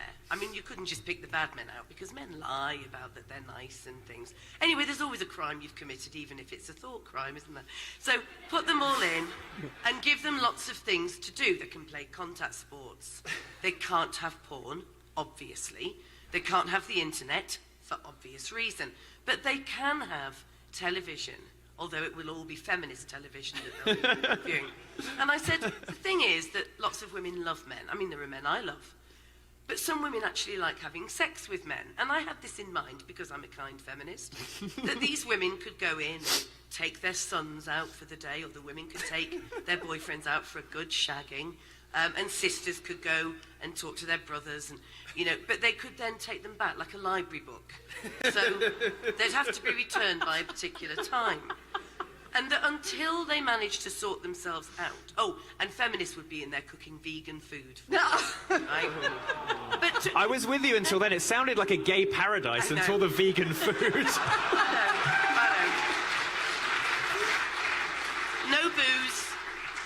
No booze, obviously. So, I can see now that it wasn't, fun. I can see that it wasn't going to be great. But until they sorted themselves out, anyway, within minutes of this going up, all the men's rights groups, all of my enemies, anyone with access to YouTube, anyone with his spermy little hands, deciding to do his own little, selfie video. That's misandry for anyone paying attention. Had YouTube films up about how Julie Bindel wants to put all men in a Nazi concentration camp. Now, you know, my partner's family, some of them are Holocaust survivors. I've heard their stories. I know quite a lot about anti-Semitism and the like. And I figured that I didn't realise that in Auschwitz and Dachau that they had quad bikes and that they could be taken out for the day and be cooked healthy vegetarian and vegan food. So I figured that they'd exaggerated very slightly. And then, of course, I remembered that I'm always compared to Hitler. It's never some mid-range dictator. You know, it's never one of those that get forgotten. I mean, Pol Pot never gets a word in. You know, McGorry, it's always Hitler. And so there was a great kind of women's symbol within a swastika. And Julie Bindel wants to put men in Nazi concentration camps. You've identified a class you want to put in. So anyway, obviously she's fucking joking, right? Obviously. Is this a horrible man-hater that ShoeOnHead is trying to pay? No, it's fucking obviously a joke, and ShoeOnHead is, you know, just trying to taking her out of context, pretending this obvious fucking joke that anybody should recognize immediately is an obvious fucking joke is a joke. But since ShoeOnHead has this preconceived notion about how evil feminists are, and she wants to spread this too, she obviously puts this in the most uncharitable light, the most dishonest light she possibly can. So this gets even funnier. So you've just heard exactly her explain that this was obviously a fucking joke, right? So Paul Joseph Watson apparently made a video about this, and let's watch Paul Joseph Watson's video after you know exactly what she had to say about it. Let's hear what Paul Joseph Watson said about it. Prominent feminist and journalist Judy Bindel has openly called for putting men in concentration camps and eradicating heterosexuality. In an interview with a group called Rad Fem Collective, Bindel states, I mean, I would actually put them all in some kind of camp where they can all drive around in quad bikes or bicycles or white vans. I would give them a choice of vehicles to drive around with, give them no porn, they wouldn't be able to fight. We would have wardens, of course. Women who want to see their sons or male loved ones would also be able to go and visit or take them out like a library book and then bring them back. But of course, feminism is not about man-hating, oh no. I'm sorry, it's a boy. Go and read her quotes in the full context of the article. She's not even joking. Bindel She's not even joking. Yeah, she's even joking, dude. Seriously. Also states, quote, I hope heterosexuality doesn't survive, actually. I would like to see a truce on heterosexuality. Wait a second. You hope the very biological process that creates women doesn't survive, and you call yourself a feminist. You went full retard, man. Yeah, you did, dude. You went full retard. Never go full retard. So ironic. Let me make this perfectly clear. This isn't some confused teenager with a Tumblr blog. This is a woman who writes for the biggest newspapers in the United Kingdom. 160 articles in The Guardian alone. This is someone who appears on national television on a regular basis. And one of her Guardian articles was entitled, Why I Hate Men. Fighting. I love how he fucking shows this real quick and then takes it off so you can't read it. Why I hate men. At least those who perpetrate crime against women and those who do nothing to stop it. I wonder why you didn't read that second part. I wonder why you just showed it for a very brief second and then went away from it immediately so nobody could fucking read this. Is it because you're lying and you're trying to represent things in a dishonest way? Yeah, that's exactly what it is. But anyway, fucking hilarious video, Paul Joseph Watson. And this just shows you, folks, so many of the things that you were told about feminists and feminism were lies. They were lying to you. Like, I did not realize just how dishonest the anti-feminist and the conservative were about the feminist movement until I started researching this. I'm going to research some more. I'm going to come up with some more stuff. I'm actually going to look into this further. But man, the dishonesty is just amazing, man. And so it's important for you guys to know, because so many of you guys out there have these thoughts and ideas about feminism that you got because you watched these videos from these people who lied to you, who never corrected the record. Like ShoeOnHead's video that she did. I think that she actually even unlisted this video. Somewhere she did, it's unlisted. Now, so somewhere along the lines, after it got seen 1.35 million times, somewhere along the line, somebody must have told her that she was posting fake quotes or some shit. So it's good that she unlisted it, but if you post fake quotes, if you post lies and smear about people, you owe it to your audience to correct the record, right? 1.345 million people saw you post these lies and these fake quotes. So you're just going to sweep it under the rug, unlist this video, and never fucking correct the record? You're just going to let all those people you lied who are walking around with this incorrect ideas of these feminists and these feminist ideas, you're just going to let that stick without, clearing the air about it? Isn't that dishonest? See, there seems to be two separate thoughts about YouTube these days. On one side, you have people that think the people who create content, they have no responsibility whatsoever. They have no obligation to post the truth. They are there simply to make entertainment. And if they lie to you, if they post shit that's dishonest, if they post shit that's not true, if they platform con men, there's nothing wrong with that. They have no obligation to be honest to anybody. The obligation is fully on the person watching to go out and research everything for themselves. And then there's the other side who's like me, who's like, fuck that. If you have a large platform, if you have a platform of any kind, of any size, you have a responsibility to your audience. You have a responsibility not to let shit that is dishonest or untruthful get spread. And if you accidentally or on purpose spread that shit, you have a responsibility to immediately correct the record and at least to let as many people know about your correction as heard about the lies you spread in the first place. And the reason I feel this way and the reason a lot of other people feel this way is because we know that the vast majority of people that watch this video on ShoeOnHead did not do what I did and go out and research all these quotes for themselves and realize that she is outright lying and posting fake quotes. It took me hours to do that. I doubt probably anybody except for me who watched this video went out and researched it. Anybody. It's just a standard that it's unreasonable to expect an audience to do. People just do not have hours in their day to research every fucking thing everybody tells them in these videos, which is why the onus should be on the content creator to act in a responsible way to make sure misinformation and lies don't get spread on their platform. And if they do, they need to immediately correct the record.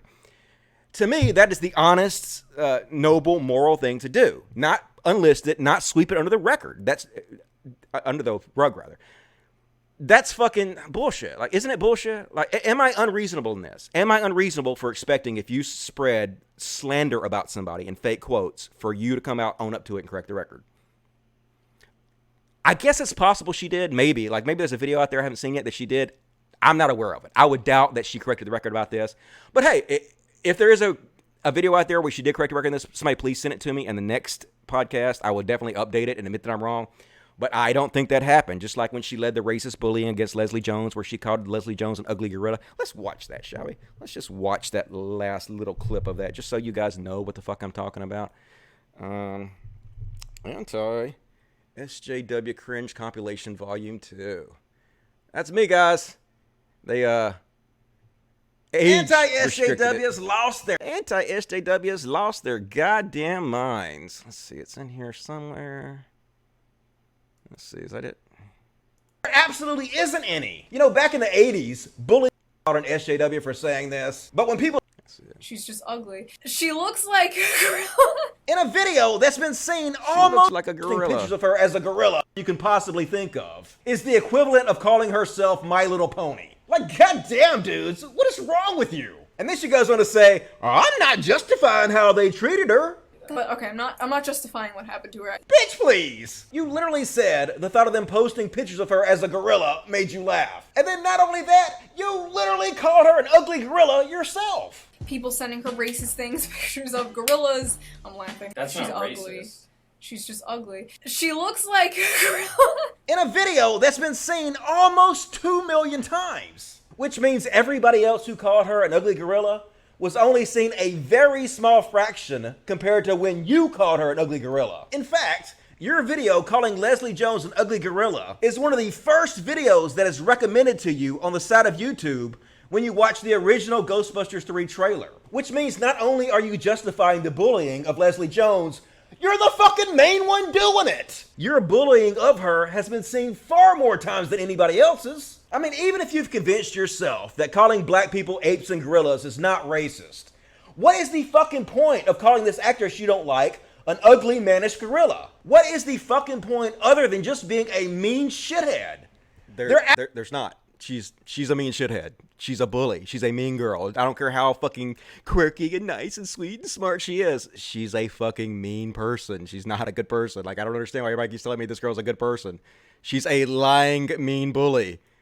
It's just crazy. Anyway, so I've shown you the Julie Liddell quote and how it was obvious a joke, and ShoeOnHead is completely taking her out of context. So here we go. This is so funny. So Shoe is just giving you mostly fake quotes from feminists to prove that they are a bunch of man-haters. Now look, after she posts all these fake quotes to you, look how goddamn smug she is about it. Look, oh, I just proved what man-haters are. I'm so smug. I'm so smart. Look what I've done. Watch her. Take them out like a library book and then bring them back. Hey, Mommy, can we go visit Daddy at the man zoo? Hush, hush now, non-gender specific child. Say your Hellenitas and finish your flavorless cereal. But no, man-hating and feminism? Totally not connected. Don't look over there. Don't look over there. Yeah, don't look over there. Don't look over there. And all the fake quotes I gave you. Don't look over there. And all the lies I told. Don't look over there. Yeah, I'm looking over there, bitch. I'm looking over there. You know what I see? I see dishonesty. Look how smug she is. Now that I've proven to you feminists are full of man-haters. No, dude, you didn't prove that. You lied. You lied to your audience. That's what you do. Anyway. God damn it. I guess I'm done talking about ShoeOnHead. Oh, no, I'm not done talking about ShoeOnHead now. So, once again, I want to point out that the representation you had of feminists in your video is negative, right? All the representations you have of all the feminists in this video are negative. The only feminists you showed in this video were done to make fun of them and put them in a negative light. So, that brings me to the current video she did, which I got in trouble for talking out about.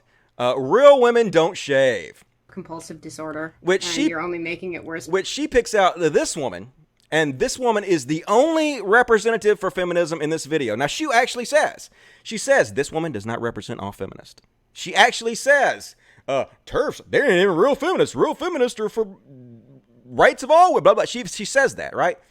But this is the only representative of feminism she shows. So she knows, because of the context of the history of her channel and the way she only picks out feminists to represent in a negative light, that the audience is going to associate feminism with this woman and walk away with an overall negative opinion of feminism. That's what now maybe I'm wrong. Maybe this is some kind of breakout video for ShoeOnHead and she's taking to task this TERF, this evil fucking TERF. And this bitch is stupid. Like, she deserves to be called out. Everything she says is dumb.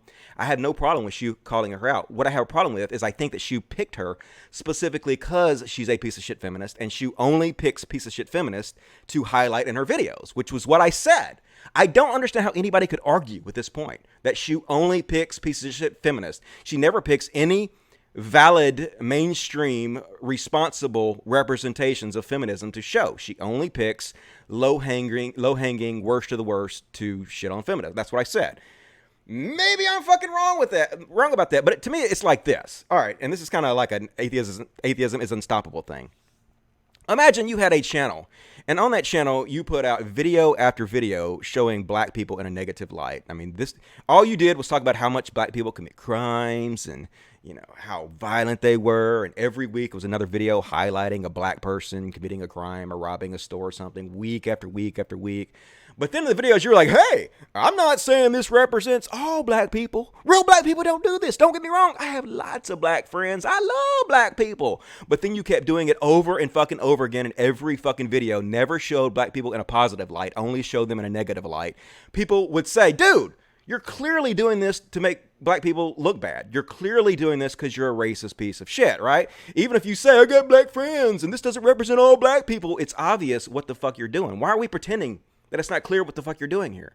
You know, even if the person you highlighted this week was a child rapist, and then you're like, oh my God, why do you have a problem with me calling out child rapist? No, I don't have a problem with you calling out child rapist. I have a problem with you only painting people in a negative light and never painting these people in a positive light. It's obvious the propaganda you're doing, whether you're doing it with black people or feminism or anything, right? That was my impression of this video. Yes, this woman needs to be called out, but in my opinion, she only picked this woman to shit on her because it does make feminism look bad overall. And makes liberals look better. And this is in the context of her work. This is her MO. I could be wrong, folks. People seem like a lot of liberals want to give ShoeOnHead another chance.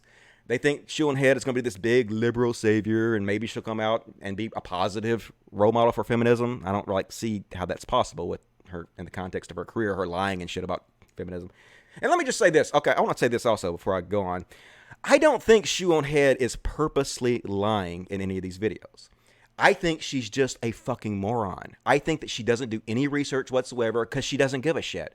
She considers herself entertainment, and if she misleads people, or it doesn't matter. None of that shit matters to her. It's just about clicks and ratings and have people love her and becoming more famous.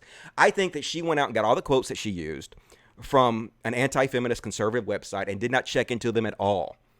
That's exactly what happened, in my opinion. I think that when she was talking about the Red Pill movie, she watched the Red Pill movie and she did not even do any research whatsoever into why the feminists were actually boycotting the movie. Because she doesn't really give a shit. She doesn't want to hear their side of it. She doesn't want to hear their truth because it goes against her narrative that feminism is evil. And that's what gets her clicks, right? So anyway, maybe she is making a change. Maybe she is going to be this great savior of liberalism or whatever. But I just don't see how she makes videos that have millions of views where she lies and slanders people and then just sweeps it under the rug and never clears the air, never corrects the record. And we're just supposed to be fine with that. We're just supposed to let it go and be like, okay, fine. You can just say whatever you want to. You have no responsibility to be honest about anything. You have no responsibility to paint anybody in a realistic, honest light. Just do what the fuck you want to do. It's fine. I just don't. That's just my opinion. That's just silly. We have to hold people accountable on these platforms for what they say and do. And if you don't hold people you like accountable, then you lose moral authority to hold anybody else accountable. I mean, why are you going to hold anybody else accountable for what they say and not apologizing, not correct the record, or anybody else who spreads lies and misinformation if you don't hold Shoe accountable? You can't. You lose moral authority immediately.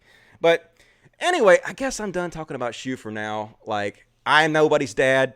If you guys want to be fans of Shoe, be fans of Shoe. I don't give a fuck. I've given my opinion about it. I just think the record needs to be set to show exactly how she became so famous, exactly what she did, how she misrepresented things, how she lied to become as famous as she is, and how it's so sad that this person, ShoeOnHead, is currently the leading, most famous speaker on feminist issues in the world. I think that's incredibly sad and interesting. I think it's interesting also. You know, this is like I said, this is the Trump world. The Trump world is the world where this girl is the number one most famous feminist issues speaker in the world. Crazy shit. Anyway, that's my ShoeOnHead spiel. Whatever. Like, I hope. I'm so sick of tired of talking about ShoeOnHead, but like I got spammed so bad on Twitter. I was like, all right, fine. You guys want to accuse me of not watching her videos? I'll watch all of those motherfuckers. I'll show you exactly what she's all about. And hopefully I've done that. So what do you guys have to say about this? Let me read the super chats, and then I'll go read the regular chats. Super chats, lifeblood of the show, super chat. And Ashbeck says, hey, Dusty, it's Ann. What's up, Ann? Thanks for the email. No problem, man. We'll mail you soon with my blog details. Cool. And more game ideas for super chats. Keep up the amazing work. Will do. Thank you. James Tullius, give me $1. Thank you, James. Lotman C, give me $4.99. Is ShoeOnHead boxy? Nope, ShoeOnHead is not boxy. Actually, like in the beginning, I thought I got Blair White and ShoeOnHead mixed up. So I actually thought ShoeOnHead was a trans YouTube star for like a month, and then I realized that they're different people. I don't know why I thought that, but hi, Dusty. New to your channel. Thanks for helping me shake my conservative Christian values from the UK. Hey, no problem, man. Like, you deserve all the credit, but I definitely appreciate the support. The Bipolar Bear, you are a vegetarian, Dusty. Is marijuana a vegetable? Yes. I'll eat marijuana sandwiches every day. So go out and say that. The Supreme King, Dr. Nine, ShoeOnHead isn't pretty. Just my opinion. I think she's pretty. I think she's a pretty girl. She has an awesome body. Like, I'm not going to go into how I know that, but let's just say there are pictures out there. HS Ross, $10 to catch up to the influence of YouTubers. With right-wing takes, do you think it would help to have more left YouTubers, or that there are some things left-tubers could be doing to be more influential? I think the issue is that conservatives support conservatives more than lefties support lefties. I think that, you know, look at Crowder's Mug Club, where he makes like $1 million a month because conservatives just support the shit out of it. You know, anything he says, they spread. Whereas like liberals are more like picky with what they spread, with who they support. And until we change that, until liberals start supporting people like conservatives do, I don't think we're ever going to win or get ahead. I'm hoping it'll happen someday, but we'll see. She looks like a knockoff Boxy. Yes, she does look very much like Boxy. Thank you, Veteran Child. The Supreme King 499. I saw some of your old BLM videos and was disappointed.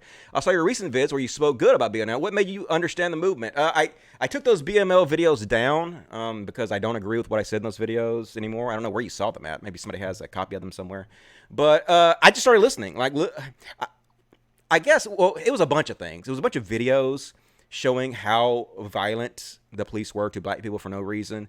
One of the things it was that female police officer that walked into that black dude's house or his apartment and killed him in its own apartment.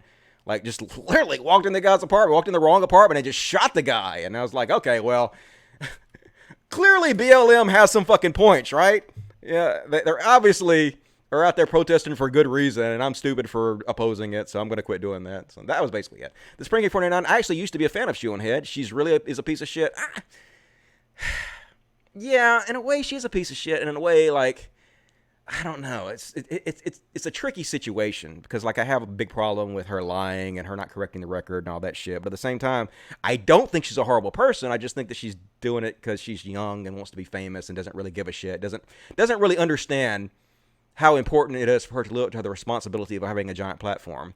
And I totally get that because, like, I used to be way, way, way more popular than I am now. And at the peak of my popularity, I didn't give a shit about the responsibility of my platform, which is why I was attracting so many fucking shitheads, right? It took me, like, until I was 40 to recognize the responsibility that I'm supposed to be taking.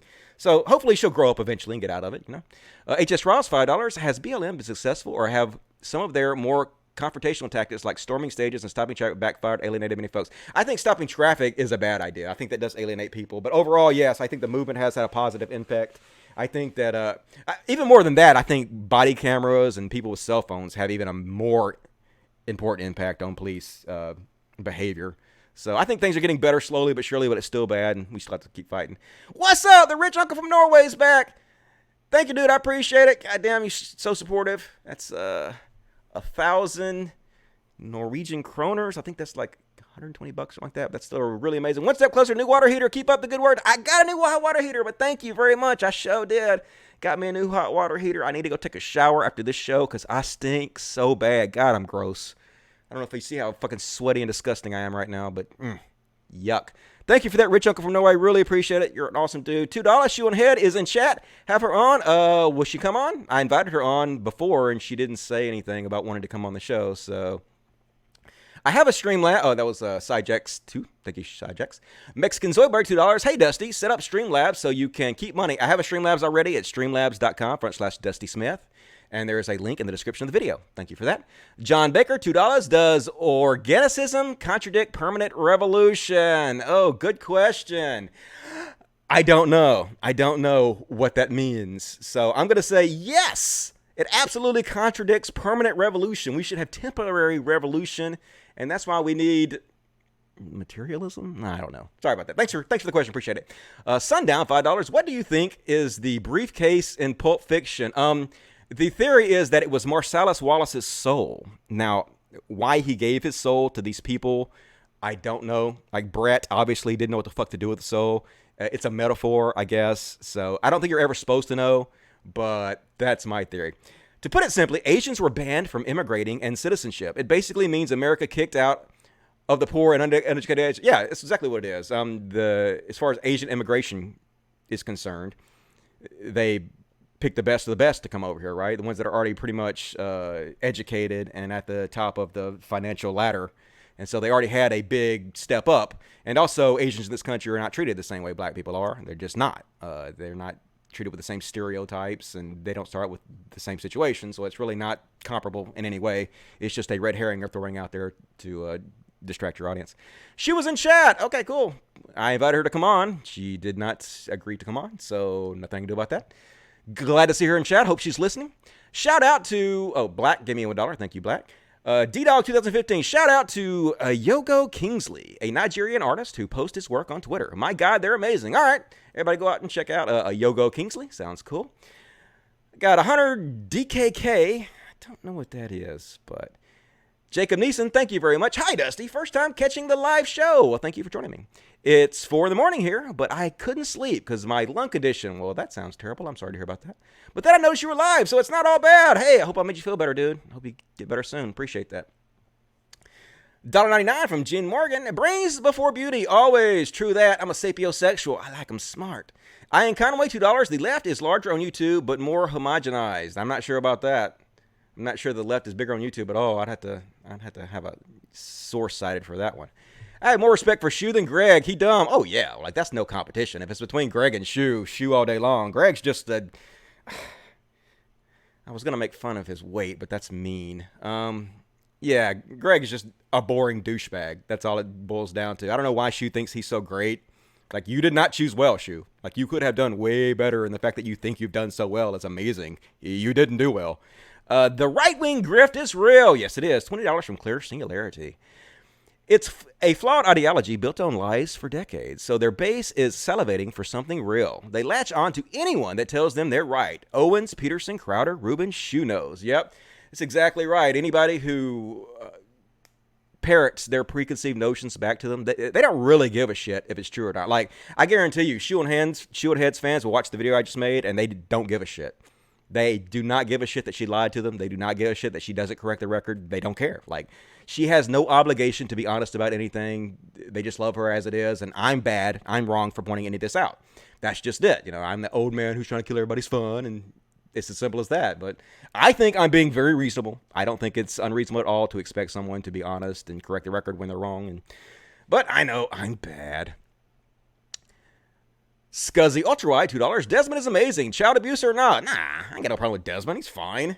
Like, here's the thing about drag kids. If you look at a drag kid and you think pedophilia, that says something about you. You know, if you look at a drag kid and you think, oh my God, they're trying to make that kid sexy. Oh my God, dude, what is wrong with you? No, why do you find kids sexy? Gross, dude. That's the last thing I think when I think of a drag kid is, ooh, they're trying to make that kid sexy. I'm just thinking, no, there's a kid, you know, dressing up doing drag, because drag has like been around forever, right? It's been around since the Shakespearean days. It's part of the theater. What the fuck is the problem? It's just people freaking out about nothing, really.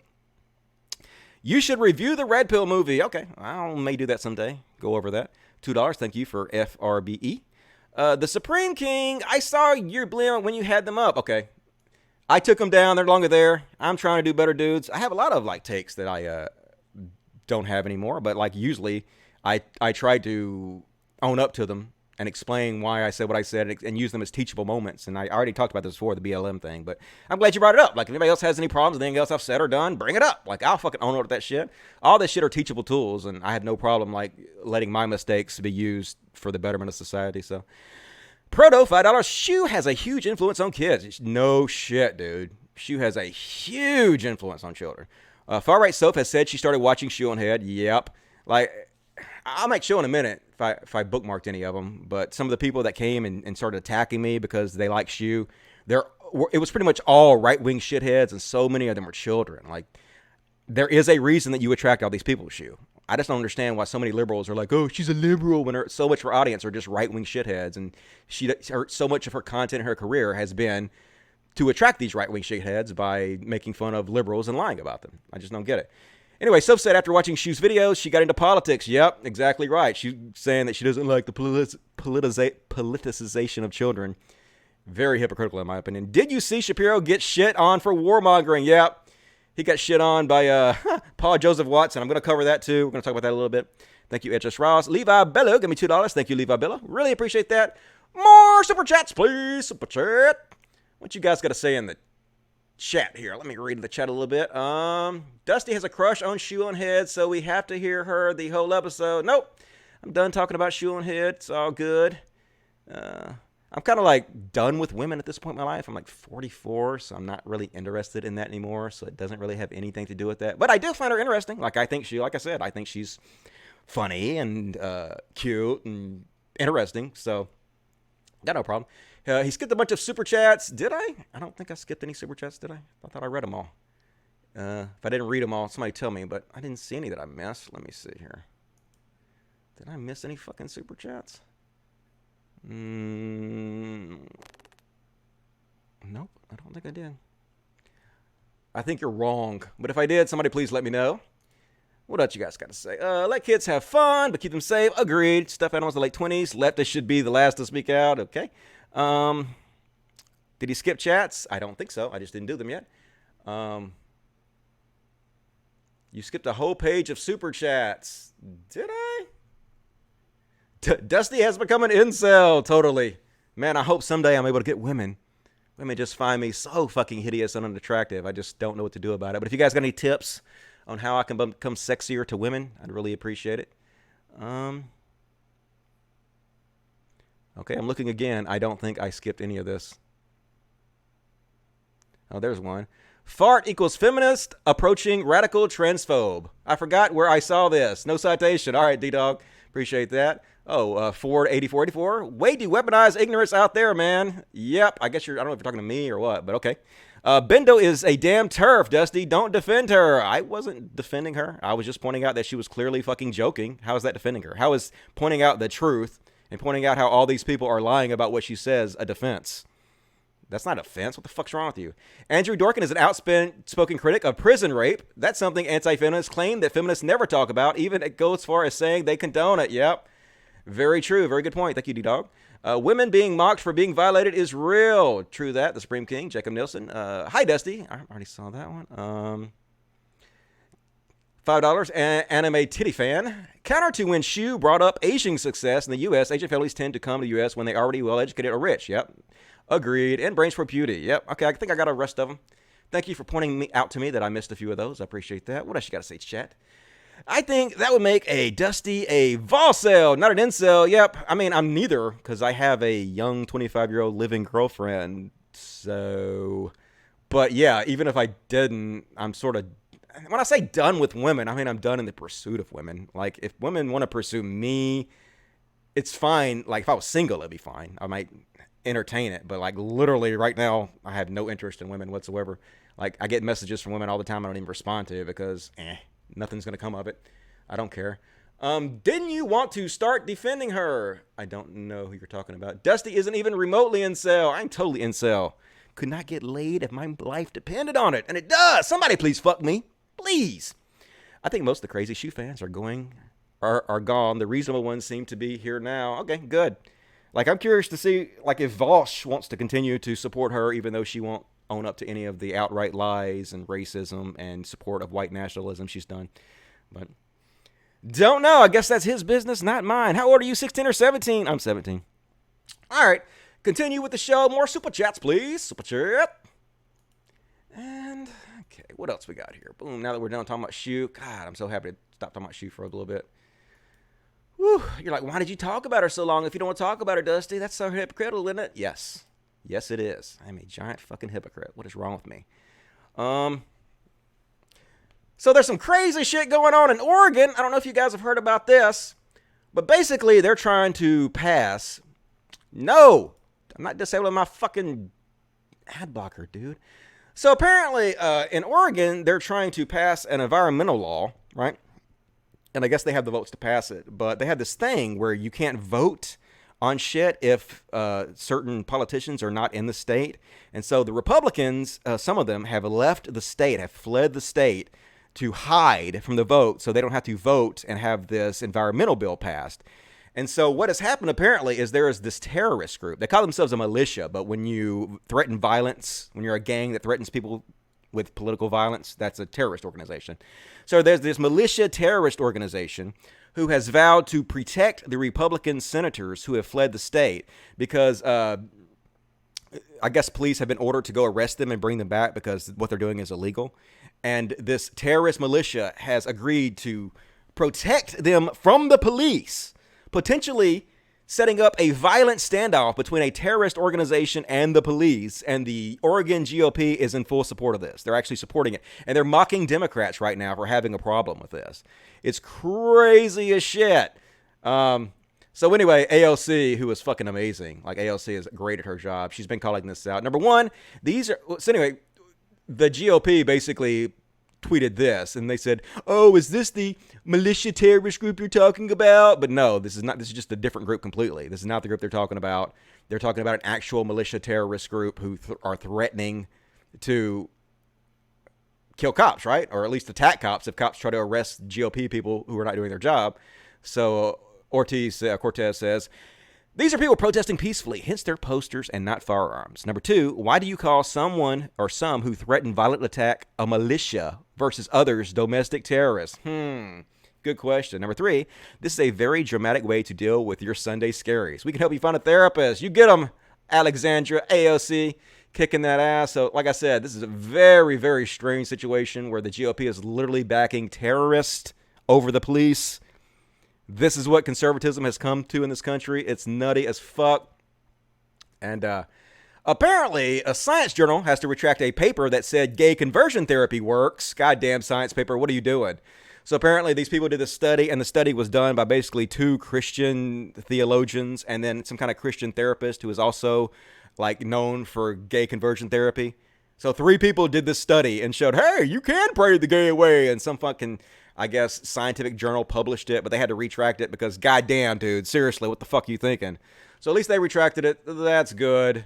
Try to be better next time. And as always, creationists always have amazing arguments for why the Bible is true. The Bible is true because it says it's true. The Bible is the Word of God because it clearly says it's the Word of God and the Bible. That's just unassailable facts, folks. That one bug. Well, let's just start off with the fact that the Bible is true. All the others are not true. That's the biggest key. God is true, and His word that comes from Him is also true. That's kind of an easy way to answer that question. How do we know the Bible's true? By virtue of it coming from God, who is the truth. It's so easy. It's true because it says it's true. It comes directly from God. How can you question that? Because it was the book that was written by men and there's no evidence whatsoever that it came from God in any way whatsoever. I don't know. That's just me. And I guess this happened week 4 last where a judge, or I guess the FBI is warning the judge in the Alex Jones InfoWars case that they have received death threats. The judge is going to be killed by Alex Jones fans, apparently. And this is unsurprising. Absolutely. Alex Jones has a very unstable audience. Not everybody in his audience is unstable. I'm not saying that, but a huge percentage of them are completely unfucking stable. And Alex Jones, to them, is a goddamn hero. And a lot of them actually believe the government is an evil organization of child rapists who are, you know, covering up shit. And this judge is an evil part of it that has to be killed. So this is why companies like Facebook do not want to platform Alex Jones and Paul Joseph Watson and people like that, because they know the kooks that they attract, and they absolutely just do not want to fucking be a part of it in any way. It's completely understandable, right? And God puts tumor in 6-year-old kids as part of his plan. Doctor removes the tumor. God's like, motherfucker, I put that tumor there specifically for a reason. Why are you undoing my goddamn good work? I have an infinitely all-loving, all-wise plan. Goddamn doctors, get the fuck out of my business. And now we're moving on to some more religious bullshit. No, maybe I'll do the video section. Video section! Not in the video section yet, and we're already, holy shit, we're an hour and 45 minutes into the show. I think I talked about ShoeOnHead too much. Fuck me. So here's a video. Bet you can't guess what's going to happen in this video. Guess. Guess what's going to happen. Bet you can't do it. Keep guessing. Keep guessing. Are you guessing? That's a big boat. The wheels are literally scraping to the ground. And uh-oh. Uh-oh, what's happening here? Yep. There's your $1 million boat. Boom. It's on the side now. Yep. That's not what you want. Rich assholes. That's why you don't have a boat that big, dudes. Can't even move that shit around. Somebody is fired as fuck. I can tell you right now. Somebody is shitting their pants right now. And here's a bus fight. This bus driver ain't fucking taking it no more. This woman gets up in his face. Do something, ho. Bus driver grabs an She's like, hell no. A woman, and he pushes her back into a seat. Then, when he walks away, she follows him, and it turns into a fist fight. Don't do that. He ain't taking no shit. Uh-oh, don't throw fucking hands. He's like, nope. Nope. I will beat the fuck out of you. Do not put your hands on me. You want to throw hands like a man, you will be treated like a man. Investigation. This happened a week ago in Shaker Heights. Video just released to the I-Team. Still, though, like, that dude's probably going to get fired. You can't go beating up on women even if they hit you first and you're a bus driver. That will hurt you. Don't ever strike me again. That's probably what I would do. Like, I'd get fired over. I ain't let nobody punch me and assault me. Full incident. See how it started. The passenger I'd defend myself. stormed to the front in a rage. She having a bad day. Anyway, It is. bad behavior. Don't act like that. I think he was in the rights. And here's some crazy shit. What is this guy doing? Don't know. Hopefully they're going to the body shop to have that shit fixed. And this dude, I think you have picked the wrong vehicle to try to escape from the police. That was poor choice. This is like watching Grand Theft Auto when you pick the wrong vehicle. You definitely gonna get shot, dude. Keep going. Keep going. Look at this, And y'all. look at this hero. Do y'all see this? This Yeah. is real right here. Do you on see this? When your kid is worth less than a rope. He got his hand on it. Look, got his hand on the fucking top. He getting it. Better than movers. Yeah, dude, buy a rope or an old extension cord or something. What the fuck? Some crazy ass shit right there. Anyway. Oh, look at this. How did this happen? You were not a good driver. Better call Geico. And anyway, so who wins in a fight? Deadpool or crazy shirtless guy? Pick your fighter. Deadpool tall. Oh, Deadpool takedown. Shirtless guy ain't gonna have that. What are you doing, Deadpool? Fuck you. Come on, camera guy. Get your shit together. Crazy shirtless guy. He ain't happy. Oh, he gonna do a leg sweep, but he missed. Not powerful enough. He gonna get you. But Deadpool ain't fucking having it. Deadpool's like, are you out of your fucking mind? And that backpack can't be helping Deadpool fight. Uh-oh. Crazy shirtless guy got some hands. He making contact. You go, shirtless crazy guy. Deadpool getting fucking rocked. But Deadpool, come on, Deadpool. Oh, Deadpool can't see. Oh, he coming back. Oh, rock him, Deadpool. Oh, rock him, sock him, robots. Oh, crazy shirtless guy getting beat. Take the backpack off, Deadpool. Why you got your little sister's backpack on? Now they wrestling around a little bit. Come on, crazy shirtless guy, get him. Nope, gonna grab his mask. And then they're having like a chat. They're like, you stop. No, you stop. No, you stop. Okay, let's both stop at the same time. And then they eventually, after like grabbing each other, they both stop and they're like friends again. He's like, let me check your face and make sure I didn't hurt you too bad, buddy. And they're like, thanks, Deadpool. You're awesome, dude. Why are we ever fighting in the first place? I love you, man. I love you too, crazy shirtless guy. So that's how you want to see fights in. You want to see Deadpool make friends with the guys he's beating the shit out of. That just touches the heart. And this video was called, Did She Deserve This? And at first, I was watching this video and I was like, oh shit, she's punching him? Oh, she keep punching him? It's like she's punching and she's slapping this guy and she's beating the shit out of this guy. Like, I hate to say it, that probably she deserves whatever. Look at her. That is so fucking uncool, dudes. And that's domestic abuse, right? You're domestically abusing your boyfriend, slapping him.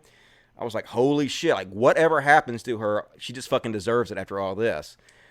Then I saw what happened to her, and I'm like, oh, God, no, I was wrong. I was really fucking wrong, so let's keep going.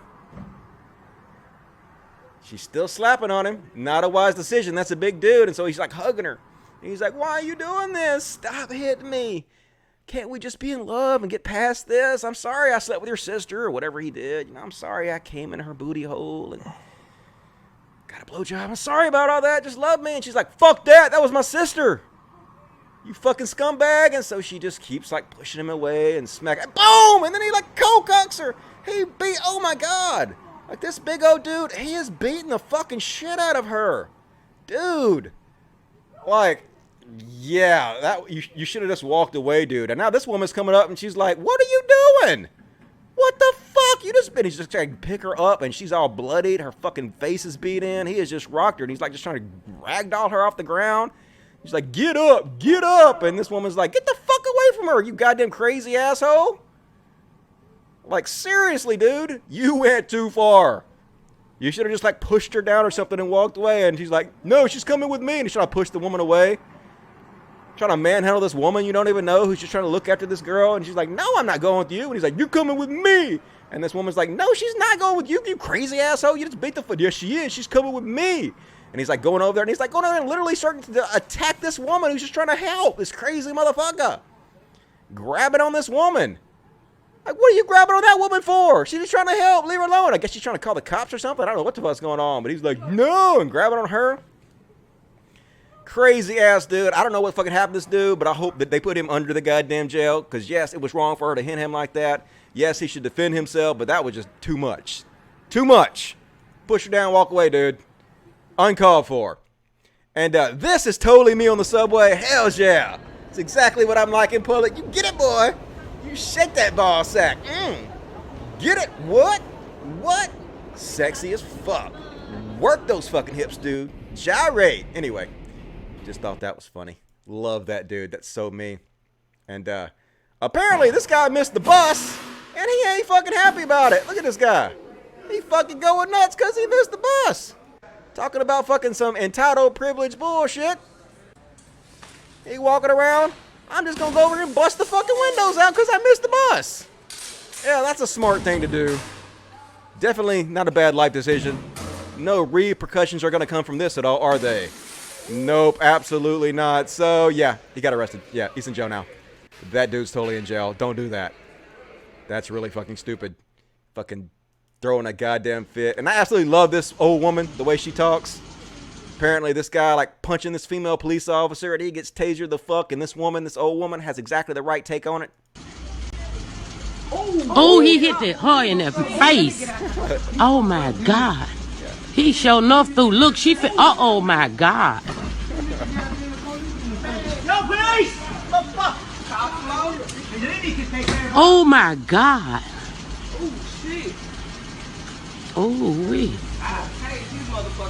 She had to just tase him. She's tasing him right now. He getting tased right now. Look at him. She tasing, he's still walking. He walking, but he tased. Oh my, he fell. Look, down goes fell. Frazier. He just fell. He just fell. He just fell. He just fell. Good. Save his life then. Save his life then. Oh my God. My God, I love her. Yeah, he did. Oh my Lord, oh sweetie, he got tasered. Saved his life. Sweet sugar bee. Anyway, that was the video segment. Hopefully you guys like that. What the fuck do we think about the video segment? Let's see here. Is this he need some milk lady? I don't think that's what this is. What else we got here? He's like Ricky from the Trailer Park Boys. Yep. Don't bust his leaf hour late. You would think. Yes, you would think it would be no big deal, but that dude's clearly having a bad day. I don't care if pretty girls beat their boyfriends, then get hit. I mean, if you throw hands, I can see getting hit, you know, just for somebody to protect themselves. But like absolutely beating the shit out of her and then ragdolling her, trying to pick her up and drag her away is ridiculous. I hope they broke up peacefully. Yeah, me too. I hope they put him in jail. Dude, I would drop that fool if I were there. Yep, I wouldn't because I'm a weak pussy. But, you know, if I could, I would. All right. What we got next on the CODcast? CODcast, greatest podcast in history. This show rocks so much ass. Nope, that was wrong. Boom. Nope, that was wrong too. Third time's a charm. Where the fuck is the goddamn... Where is the... Expand, motherfucker. It's in the new photo. There we go. All right. So these takes were 24 hours apart. This is one of my favorite whipping boys, Steven Pinker, who is a public intellectual for some reason. And he's like, why sexist and racist philosophers might still be admirable, condemning them as individuals rather than the ideas of their era, inflates our own, what is that word? Rectitude? Obscures moral progress. He's using all these $10 words and blinds us to our own shortcomings. So basically he's saying you can't judge people by the morals today. You have to judge them by the morals of the time they lived. And somebody might be an awesome dude, even though they're racist in their time period. You can't just point out all the shitty things they do and use it to reject them as a whole. You have to like understand it in the context of the times they lived. And then boom, right to that, Nietzsche isn't peachy. It's supposed to be Nietzsche isn't peachy. Nietzsche isn't peachy. Philosopher Kelly Ross shows how he endorsed slavery and analogous subjugation of women as a necessary condition for any superior culture. I'm always amazed that this flaming anti-humanist is so venerated. So he's literally doing the opposite of what he just said you can't do. He's literally saying, yeah, we can judge this dude based on the morals of our time and discount everything he says because of it, even though he specifically said, nope, don't do that. That's bad. That's bad. Yep, dude, I don't think that you're very self-aware. Sort of a hypocrite, a little bit. And, oh my God, Eric Weinstein. No, Eric Weinstein, he's one of the intellectual dark web, and he's literally signal boosting and giving a shout out to O'Keefe.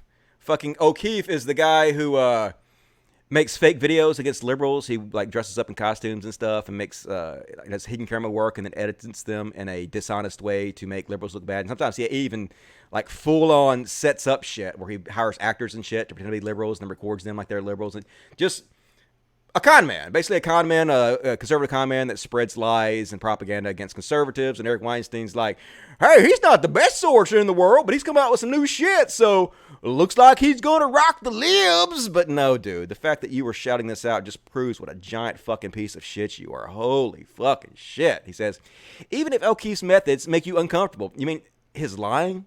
His specific lying and editing things out of context and faking shit? Yeah, that makes me uncomfortable, dude. Why doesn't that make you uncomfortable? I have an inkling of the payload that may be coming. If so, it's unrelated to the channels through which it may arrive. Bullshit.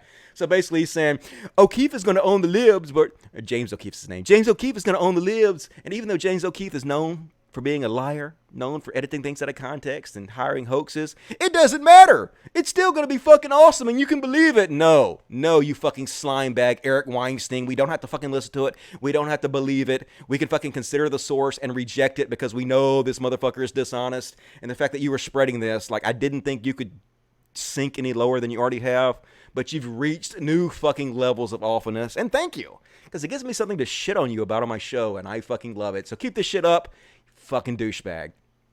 And yeah, Adat Saad says there are good faith conservatives who won't boost people like O'Keefe, but nothing is too low for the worst members of the IDW. Nice job selling a guy who tried to plant false rape accusations. You sorry little man. True that, man. Literally, they've tried to slam people with false rape allegations, and they've like had people lose their job because they accused them of things they didn't do. It's just like the worst people in the world. That's who the IDW is supporting. And oh god, Stefan Mulenuts got a hot take. Hot take fresh off the presses. It's horrifyingly simple. The media is godless. Military men are Christians. War gets Christians killed. That explains why the mainstream media like war so much. That's right, folks. It's because the mainstream media want all the Christians to die. That sounds reasonable, doesn't it, folk? No, it doesn't. That's absolutely fucking ridiculous. The media likes money, and so anything they can do to make more money, to get more eyeballs, they would do, but it has nothing to do with fucking hating Christian men. If they could pander to Christian men and make more money, they would absolutely do that. Stefan Mulenuts, just crazy as shit. How the fuck does anybody listen to that guy? It's just awful. And, oops. All right.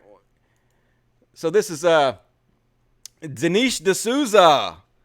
Convicted felon. Dinesh D'Souza, who was pardoned by Donald Trump. Masculinity in the 21st century. Which one is you? Oh my god, dude. Like, seriously. You are a grown fucking ass man. I'm the one that thinks you're a goddamn child for caring about this in any way. What in the fuck is wrong with you? This is the level of discourse on the conservative side. Look how Trump's sitting like he's taking a dump. He's so much more manly than this guy we snapped when he's kind of sitting in a slightly weird position. But which one of these guys is more masculine? Which one would Melania pick? Doesn't seem very difficult. Obviously, the guy that boxes and works out and is in shape. Let's see. Which one of these two is more masculine? The big fat 80-year-old dumbass or the in-shape younger boxer dude? Wow. So tough. Goddamn conservatives. So fucking stupid, right? And Paul Joseph Watson, he going on an all-out goddamn war against Ben Shapiro, and I'm here for it all fucking week. Love this shit. He just going off. And look, I just want to say Paul Joseph Watson is a giant fucking piece of shit. Me posting this is in no way an endorsement of Paul Joseph Watson. You should not follow Paul Joseph Watson. You should not like Paul Joseph Watson. Paul Joseph Watson is a propagandist. Paul Joseph Watson is a racist who puts out lies and demonization of immigrants. And in my opinion, his lies have led directly to violence of minorities and the most vulnerable among us, which makes him a giant, humongous fucking piece of shit. However, when he shits on Ben Shapiro, I love the fact that conservatives are eating each other, so I will highlight it because it's fun. Paul Joseph Watson says, America is more polarized than ever. Echo chambers have never been more echoey, but there will always be one thing every person of reasonable thinking can agree on. Ben Shapiro is an utter clown. And Duke Santos says, There are better targets, man. With all of the crazy progressives out there, why waste the ammo on someone you generally agree with? And PJW says, I generally agree with him on hardly anything. He's an inauthentic little twerp who throws anyone who was not the Little Bing Club under a bus. He built his career on owning college kids, and when he got challenged once on his BS by an actual thinking person, he collapsed and cried like the little bitch he is. And it's funny as fuck, man.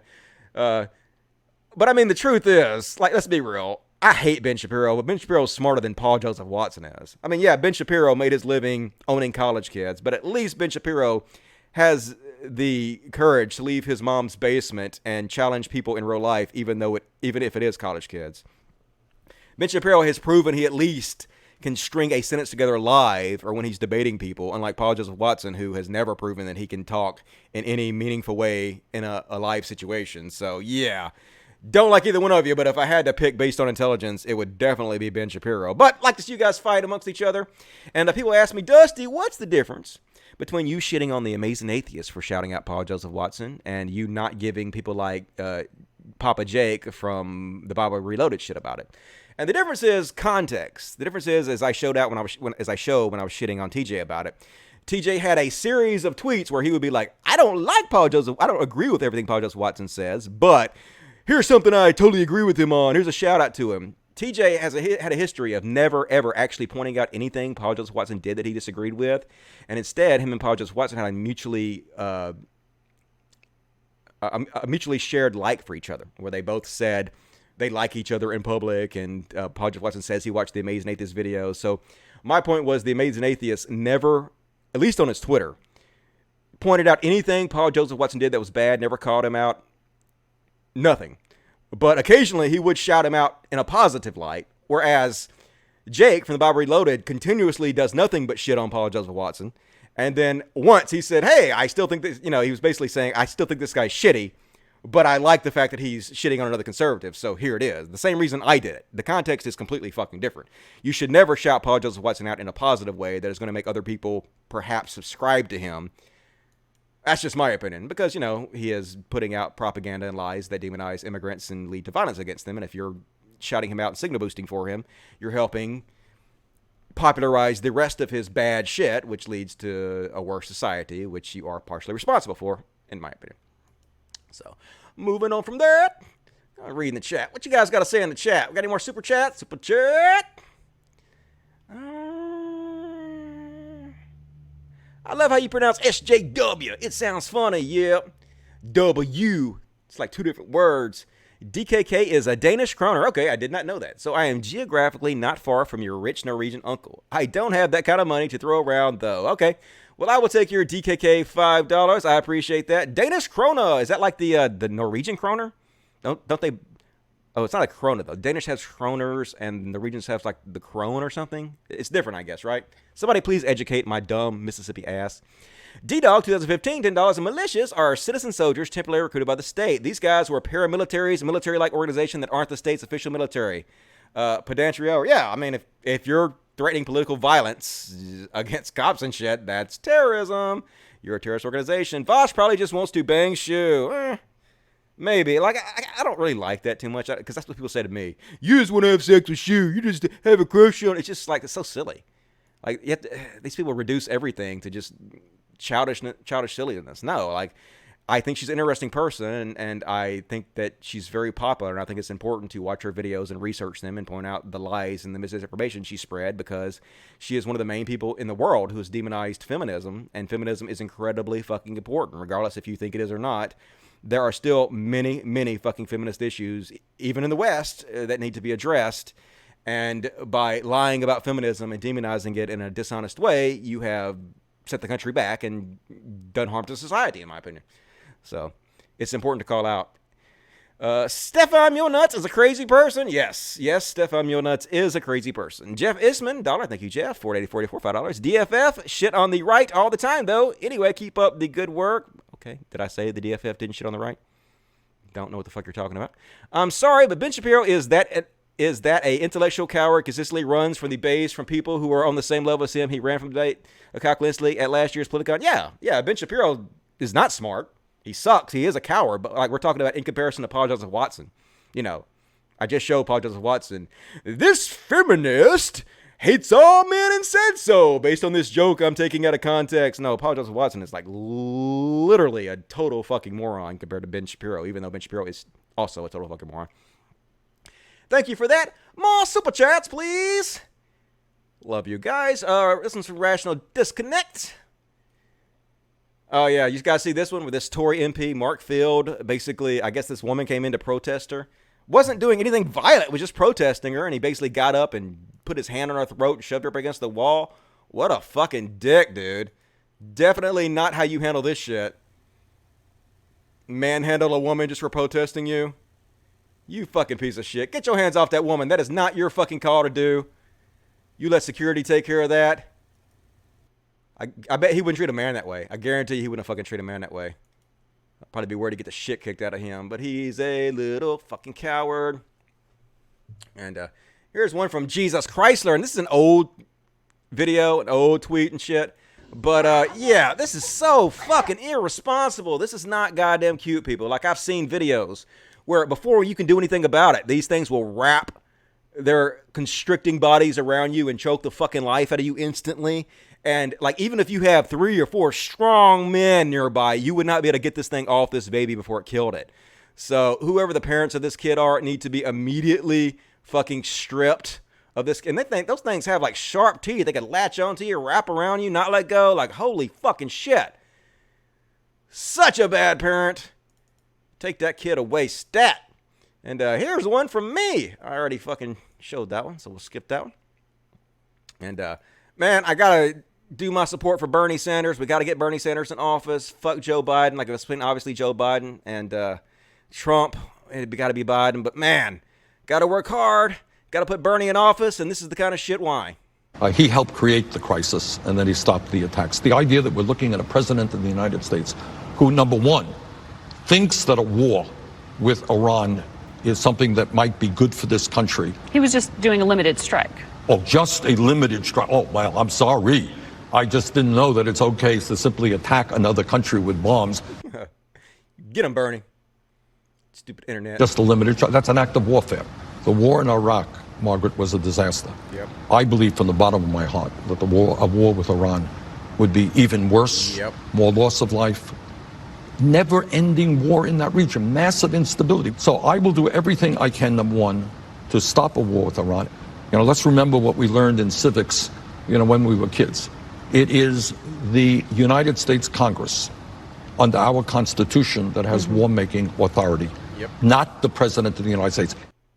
Love me some Bernie, dude. How the fuck did this guy not get the presidency the first time? I mean, this shows you how fucked the country is.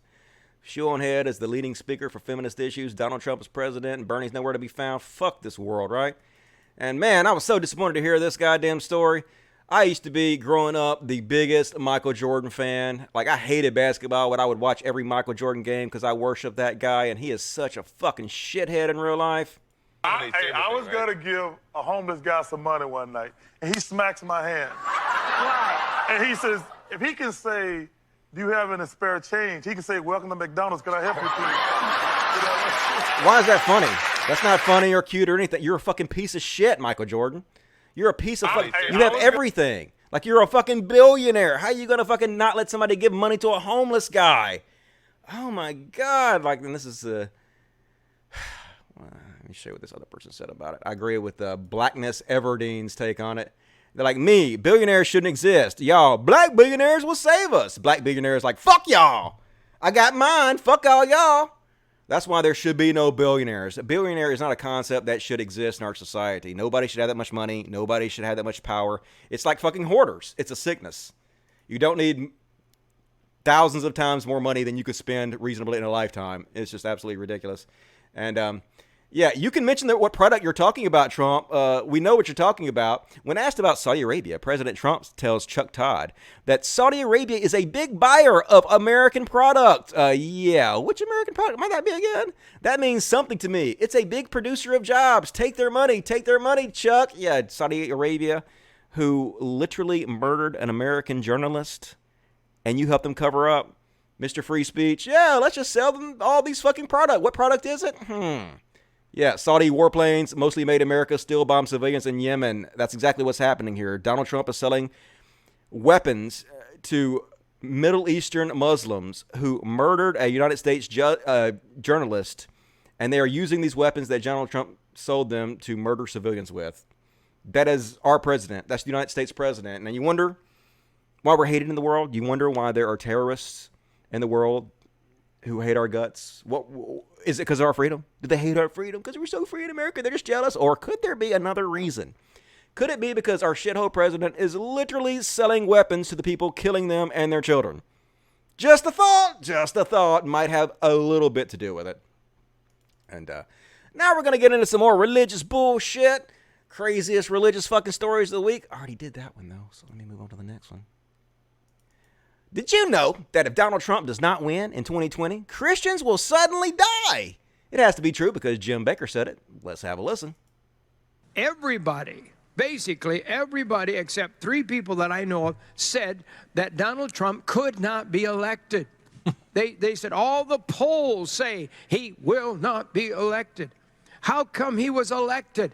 Because God's people voted. Right. And the world knows it. That's right. The enemies of the gospel know it. And I want to tell you what. I'm going to say something I probably shouldn't say, but I'm going to say it anyhow. Say it. Oh, boy. Because what's coming next, if we keep losing, you're going to see the leaders of the church and the leaders of the gospel and the political conservative leaders that are powerful, you're going to see them suddenly die, suddenly killed, suddenly as they were driving, suddenly as they were in a boat, suddenly in an airplane. You're going to see one after. God spoke to me this years ago what would happen near the end. And I believe we're in that time. They're so desperate. This is life and death. This is desperate. The hatred of murder is in the country. So I thought at first he was talking about God was going to kill him, but I guess he's talking about Democrats are just going to start killing people on planes, and I guess. But good Lord, I mean, fear mongering at its worst. Obviously, like this guy's been talking about, oh my God, end times, they're going to happen any second. Now, he's been saying this for 40 fucking years. This is the same goddamn spiel for 40 years. The same shit they taught me from the time I was fucking born. Jesus is coming back any 5 minutes now. Better prepare yourself. Prepare the house. Prepare the church. Jesus is coming back any second. Year after year after year, I was told this fucking shit. I got so sick of it. And my parents were told the same thing when they were children. And their parents were told the same thing. And their parents told the same thing generation after generation for 2,000 years. He's not coming back. Get the fuck over it already. Odds are he never existed to fucking begin with. Morons. And, let's see what time it is. Maybe I'll save that one. I love this one. God specializes in happy endings. Yeah, he does. The other day I was getting a massage from God, and he was like, happy ending? And I was like, yes, yeah, happy ending. I turned over, and God gave me a huge hand job. God's got these big hands, but they're soft, because God doesn't do a lot of work. He basically just makes magic happen with his mind. And so, man, he worked that shaft. He even worked the balls a little bit, and I came harder than I ever came because God specializes in happy endings. Thank you, Lord. Love that shit. And I already did that one. Pastor who mishandled abuse allegation also shamed suicide victim from the pulpit. You fucking piece of shit. He gets up there in the pulpit.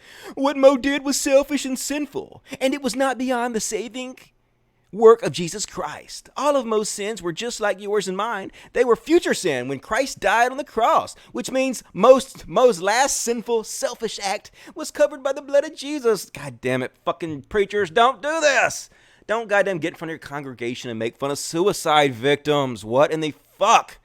How could you guys be worse people? Do you understand the pain the family members are going through? For you to get up on the fucking stage and blame the guy for being selfish and sinful for this is the last thing they need. They need fucking support, dude. Mo had all the weapons available to you, to me, and anyone else to combat the lies of the enemy in that moment. In a weak moment, he did not pick up those weapons. Yep, he was so weak to kill himself. He could have fucking fought, but he wasn't strong enough. This fucking suicidal motherfucker. God damn it, you guys are such scumbags. Anger boiling over, Dusty Smash. And a new Alabama law allows Christian churches to create its own police force. Because of course it does. What could possibly go wrong with churches creating their own police forces? What the fuck, dudes? Why in the hell would a church need their own police force? The whole premise, though, raises so many questions. Why does a church need its own cops? Good question. How many horrible things are happening there? Another good question.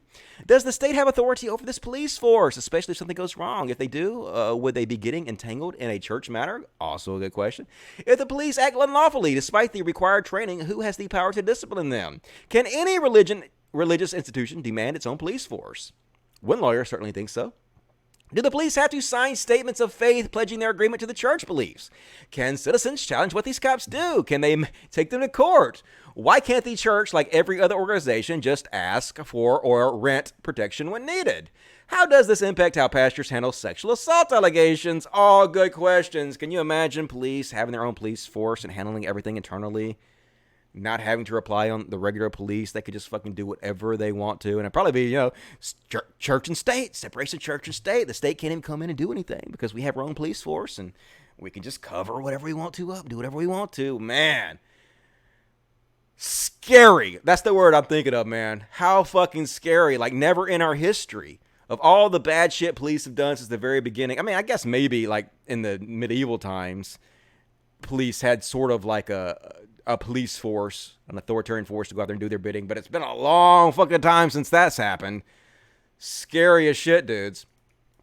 And conservatives are still freaking out about drag queen story hour, dudes. Literally just drag queens reading stories to children to try to normalize drag queens and make people not hate on them so much. But no, Christians can't fucking have that. You have to hate drag queens just like Jesus would have warned you to. So this guy basically ran into Drag Queen Story Hour and tried to fucking protest it during yesterday's Drag Queen Story Hour at the Lexington Park Library in Maryland, an event we posted about earlier this month. Someone was arrested for putting the children in danger. It wasn't a drag queen. Instead, it was Christian protester Ashley K. Morgan, who ran into the meeting room before the event was open to the general public and began screaming, "You fucking asshole!" At approximately 1:50 p.m., Morgan ran past the check-in table and entered the meeting room.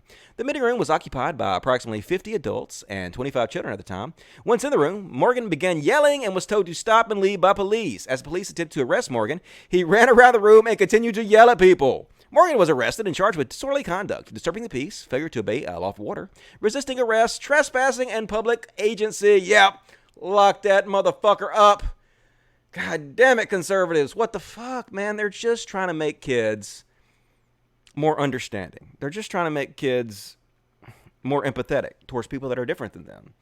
They're just trying to end homophobia and hatred towards, I won't say trans people because drag queens are not trans people, but they are, in that vein, trying to open kids up and normalize drag queens and transgenderism and homosexuality and all that, because it should fucking be normalized, because it is normal. It is a normal part of society, and those of you trying to drag us back to the dark ages where it's not a normal part of society, you have to go extinct. You have not evolved. You have not kept up with the current society, and you have to fucking go extinct. That's all there is to that. And this is the story that made my fucking week. God's Not Dead star Kevin Sorbo accused of sexual harassment by actress. Oh my god, wait till you fucking guys see this one. Love it. Kevin Sorbo, the Hercules actor, who has since taken a conservative Christian turn, even playing the atheist professor in God's Not Dead, has been accused of sexual harassment by one of his former co-stars. Remember, I covered him in the last show. He made this tweet. "Not one feminist has defended Sarah Sanders. It seems women's rights only mattered if those women are liberal," which is obviously stupid. Feminism is not about letting women do whatever the fuck they want to without criticizing them. It's about holding them to the same exact standard you hold men to. But here's an actress, Haley Webb, that shot a movie with Kevin Sorbo, who posted this tweet in response to him. Oh my god. Oh my god, I'm so happy right now. "I don't think the person who repeatedly tried to pressure his 3 decades younger co-star into sleeping with him, publicly shame her on set when she refused to, and insist the director add unnecessary sex scenes between us, should be flapping his gums about feminism." Oh my god. Hells yeah. Love that one. Goddamn nailed him. Be careful when you point fingers. You got 4 fingers pointed back at you, don't you, Kevin Sorbo? Anyway, this girl was in a movie with him called Single in South Beach, who I and no one else has ever seen. But love the fact that she slammed him in public. And, of course, he's like, it used to be you were innocent until proven guilty. But thanks to the internet, you can say anything about anyone, and it doesn't matter if it's true or not. You are now guilty, period. Hey, it's on the internet. It must be true. Yeah, you're guilty. I believe her. You definitely try to bang this girl because you're Kevin Sorbo, right? You're so handsome. You used to be Hercules. Fuck you, dude. Busted. Love it. Oh, my God. Did I just shut my fucking goddamn... Fuck my life. Let me see. Apparently, Control-Shift-T opens tabs. No, but it doesn't open the... God damn it, it doesn't open the... Fuck my life right now. Doesn't open the one thing I want it to open, which is the bookmarks. All right. All right, life. That's what you want to do? That's how you want to play this? Bookmark manager. Look at all my porn bookmarks. Dusty loves porn. Dusty loves porn. Look at all my fucking bookmarks, dude. I might have to do something about this shit, Anna. I got too many fucking bookmarks, I'm thinking. God damn it. Where is it? 37. Hurry up, show. Be better than you're being right now. God damn it. Where is it? Where is it? 37. Where is it? There we go. Boom. 37. Got it. Worked it out. Haha. I'm good at this. All right. Next up. Click on it, bitch. All right. Next up. All right. One more story. Got the last story of the night, so this is your last chance to do the super chats. Get your super chats in while you fucking still can, dudes. Super chat. Let me read some of the regular chats, and then I'll cover the last story of the night. Flawless victory. She deserved it. Don't know what you're talking about, but he lost his damn mind. You guys must be talking about the guy beating up the girl. I'm not sure she deserved that. Maybe, but that seemed a bit excessive. Boomer Dusty. Hells yeah. Boomer as fuck. Even though I'm Generation X or Degeneration X. Remember that? That was awesome. Y'all Kata strikes again? Hell yeah. Y'all Kata all over Mississippi. I know all about that. Hercules is not dead. God's not dead. No, he is not. He is alive. I hear Sobo is a real piece of shit. I hear the same. Let's see. Not bashing drags, but if I walked in and saw a clown book reading it, I'd run because I don't fuck with clowns. Okay, well, you're a dumbass, aren't you? If you're that weak and much of a snowflake, then that says more about you than anybody else. Grow the fuck up, dipshit. And let's see. Anymore. Anybody saying anything directly to me? All right, enough of that. Last chance to say anything to me in the chat if you want to. 2 hours and 25 minutes into the show. Looks like it's going to be a 2.5 hour show tonight. We're going to wrap this shit up right now with the last story. A Christian preacher. All the Christians are really fucking upset at Taylor Swift because Taylor Swift made a song about homosexuality, and god damn it, it's going to destroy all of society. So anyway, apparently Taylor Swift's going to be killed by God because of this song. Let's have a listen. Taylor Swift, most popular female singer in America today, released a song promoting the Leviticus 16 list of abominations, pretty much. And You Need to Calm Down's the name of the song. And she's apparently telling God to calm down about all of his ethical concerns. I don't think it's going to be effective, but that's what she's doing. Mm-hmm. The video is pushing a petition to support the Equality Act, which is now before the U.S. Senate, if I'm not mistaken. Yep. And it's intended to persecute Christians who don't want to celebrate homosexual heathen rites and rituals. The message... It's intended to persecute Christians. No, it's supposed to protect gay people from you discriminating against them. You know, they're taxpayers. They support the police that protect your businesses. They support the roads that let people get to your businesses. They support the public schools that educate the people that work at your business. And so, yes, you cannot discriminate against them simply because of the way they were born, you fucking shithead. Has nothing to do with being anti-Christian. It has to do with the fact that you guys are goddamn bigots. Is basically this. We're beautiful and we're right.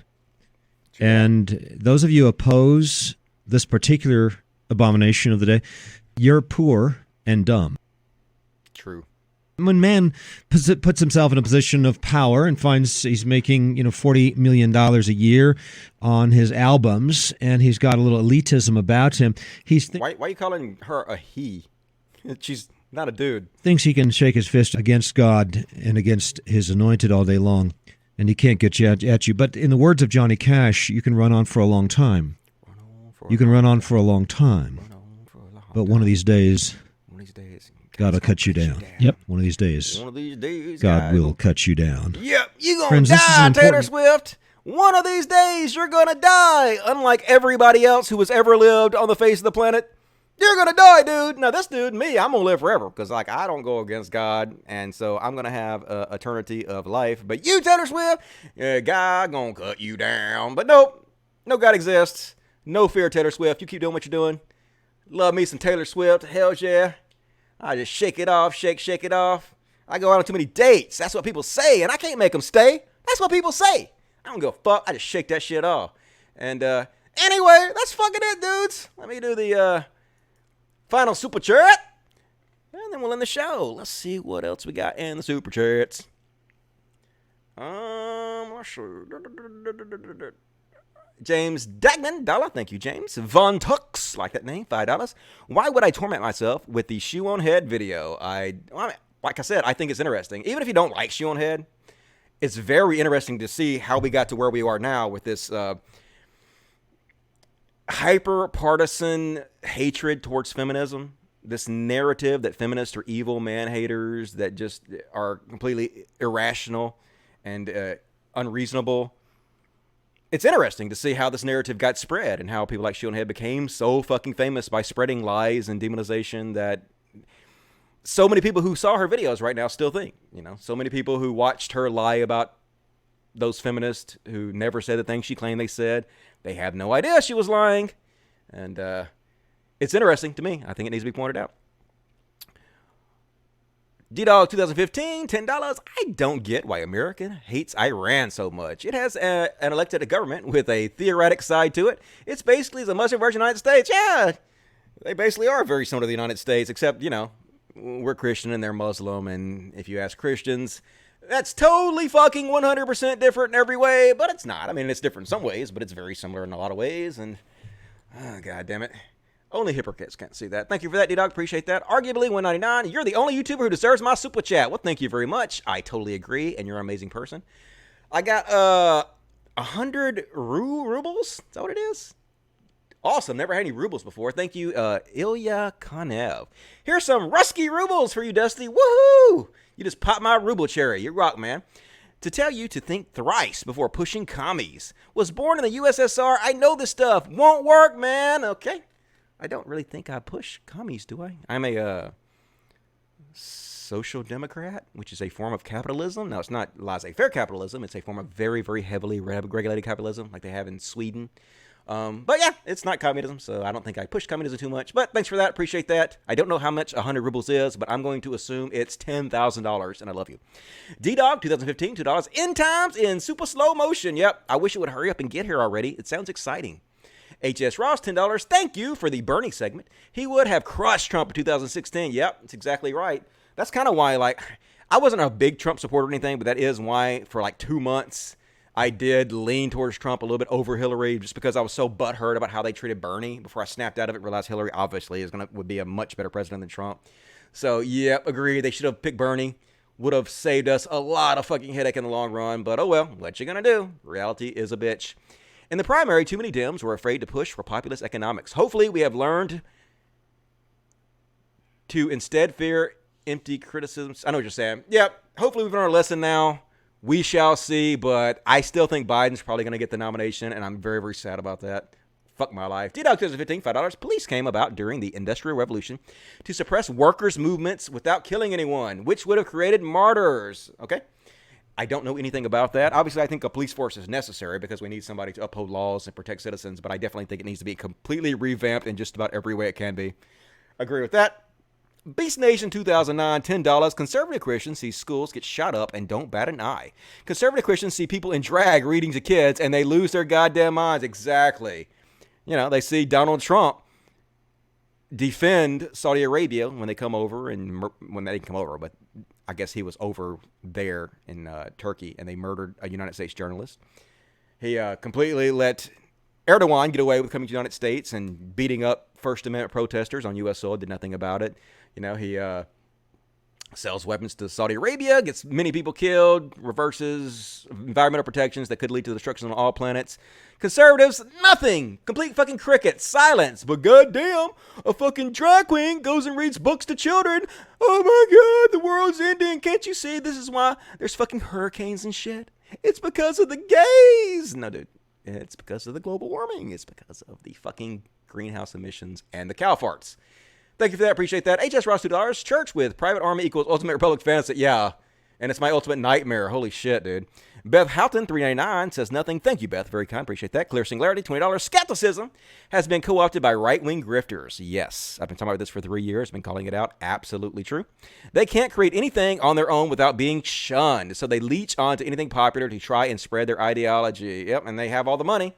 So, like, when somebody donates to you, like they did JF Garrett, pay $25,000 in one donation, you're like, yep, I know what I'm going to be talking about for the rest of my life. I know where the fucking money is. White supremacy, race realism, fuck the brownies. So, yep, I totally understand why they do this, but it's because they're giant pieces of money-hungry shit. Corey Davis, stand up, $2. Dusty, how do you deal with your aunt roasting you? I made fun of her. I made fun of her back. I actually made a public example out of her.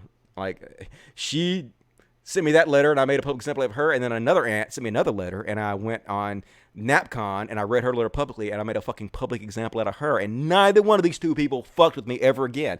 In fact, my Aunt Susie, who wrote that letter about me that you're talking about, I bought her an RV that she now lives in. It's a nice RV, really nice RV, that her and her son live in, and I'm actually real close friends with her now, and she loves me to death, because obviously I bought her the house she lives in, and I support her and protect her. She's under my wing. And we got over it. But how we got over it was because I made an example out of her and told her, don't fuck with me. And she learned. She stopped. Thank you for that. That preacher better have hair reaching his butt. I'm not really sure which preacher you're talking about. I'm trying to remember. I can't remember, but I just agree. Thank you, D-Dog 2015. Appreciate that. And the last one, not my real name. Hey, thanks for being a feminist. Hey, no problem. Like, I'm not like the most feminist person in the world, but like I've read a lot of feminist philosophies and I agree with it a lot, and I try to take up for them when they're being unfairly demonized. So I guess that does make me a feminist, and I'm fine with that. I support women's rights, and I think there are a lot of things that women are going through still in Western society that they need to overcome and they need help with, and I'm totally willing to stand by them and be an ally. So appreciate that. Let me read a little bit of the chat before I end the show, see if there's anything in here. I think the Saudi Arabia thing is bigger than Trump. It's bipartisan extraction of resources. Okay, well, maybe, but he's the one in charge doing it and shit, so. $25,000 to JF Garapay. Is that for real? Yes. JF Garapay got a $25,000 donation from Jeffrey Epstein, who is in jail right now because he ran a pedophile island. Literally, he is a pedophile who was super rich, and he flew all these young girls to his pedophile island so that all these rich, old, disgusting men could have sex with him, and he got put in jail. But before he did, he sent a $25,000 donation to JF Garapay, because, yeah, that's exactly the type of people that support JF Garapay, pedophiles who on pedophile islands. Sigh. Definitely the way to go if you want to make a lot of money. Become a conservative commentator. Have you had a friend in conflict because of their sexual versus their religious beliefs? Any advice for helping a person like this? Have you had a friend in conflict because of their... Oh, you mean like I have a Christian friend who's gay but feels bad about it? My sister's gay. My sister grew up Christian, but I think she like gave up religiousness well before she actually accepted her homosexuality. So, not really. I don't really know any gay people who are Christian, but my advice would be to watch all the atheist videos you possibly can, realize you've been brainwashed by religion, and get out of it as soon as you fucking possibly can, and understand, like, just be yourself. Be whatever makes you happy. It's not a sin. There is no such thing as sin. And anybody who doesn't accept you for exactly who you are, cut them out of your fucking life until they do. Make an example out of them. Anybody that doesn't need you, you don't need them. And just learn to love yourself and live that way, and you'll be fine, in my opinion. We are all technically feminist. Okay. I think probably most people would say they're feminist according to the dictionary definition, if they could. The right are cool with pedo islands started by conservatives, but what about Pizzagate? Yep. I mean, they almost never talk about the Catholic Church, right? They always never talk about all these Christian conservatives I cover week in and week out who are raping kids all over the fucking place. Instead, they point out conspiracy theories that are simply not true to try to paint the other side as some kind of pedophiles. So it just shows you they don't have a leg to stand on. They're just hypocrites. They do anything to distract the other side, and they project.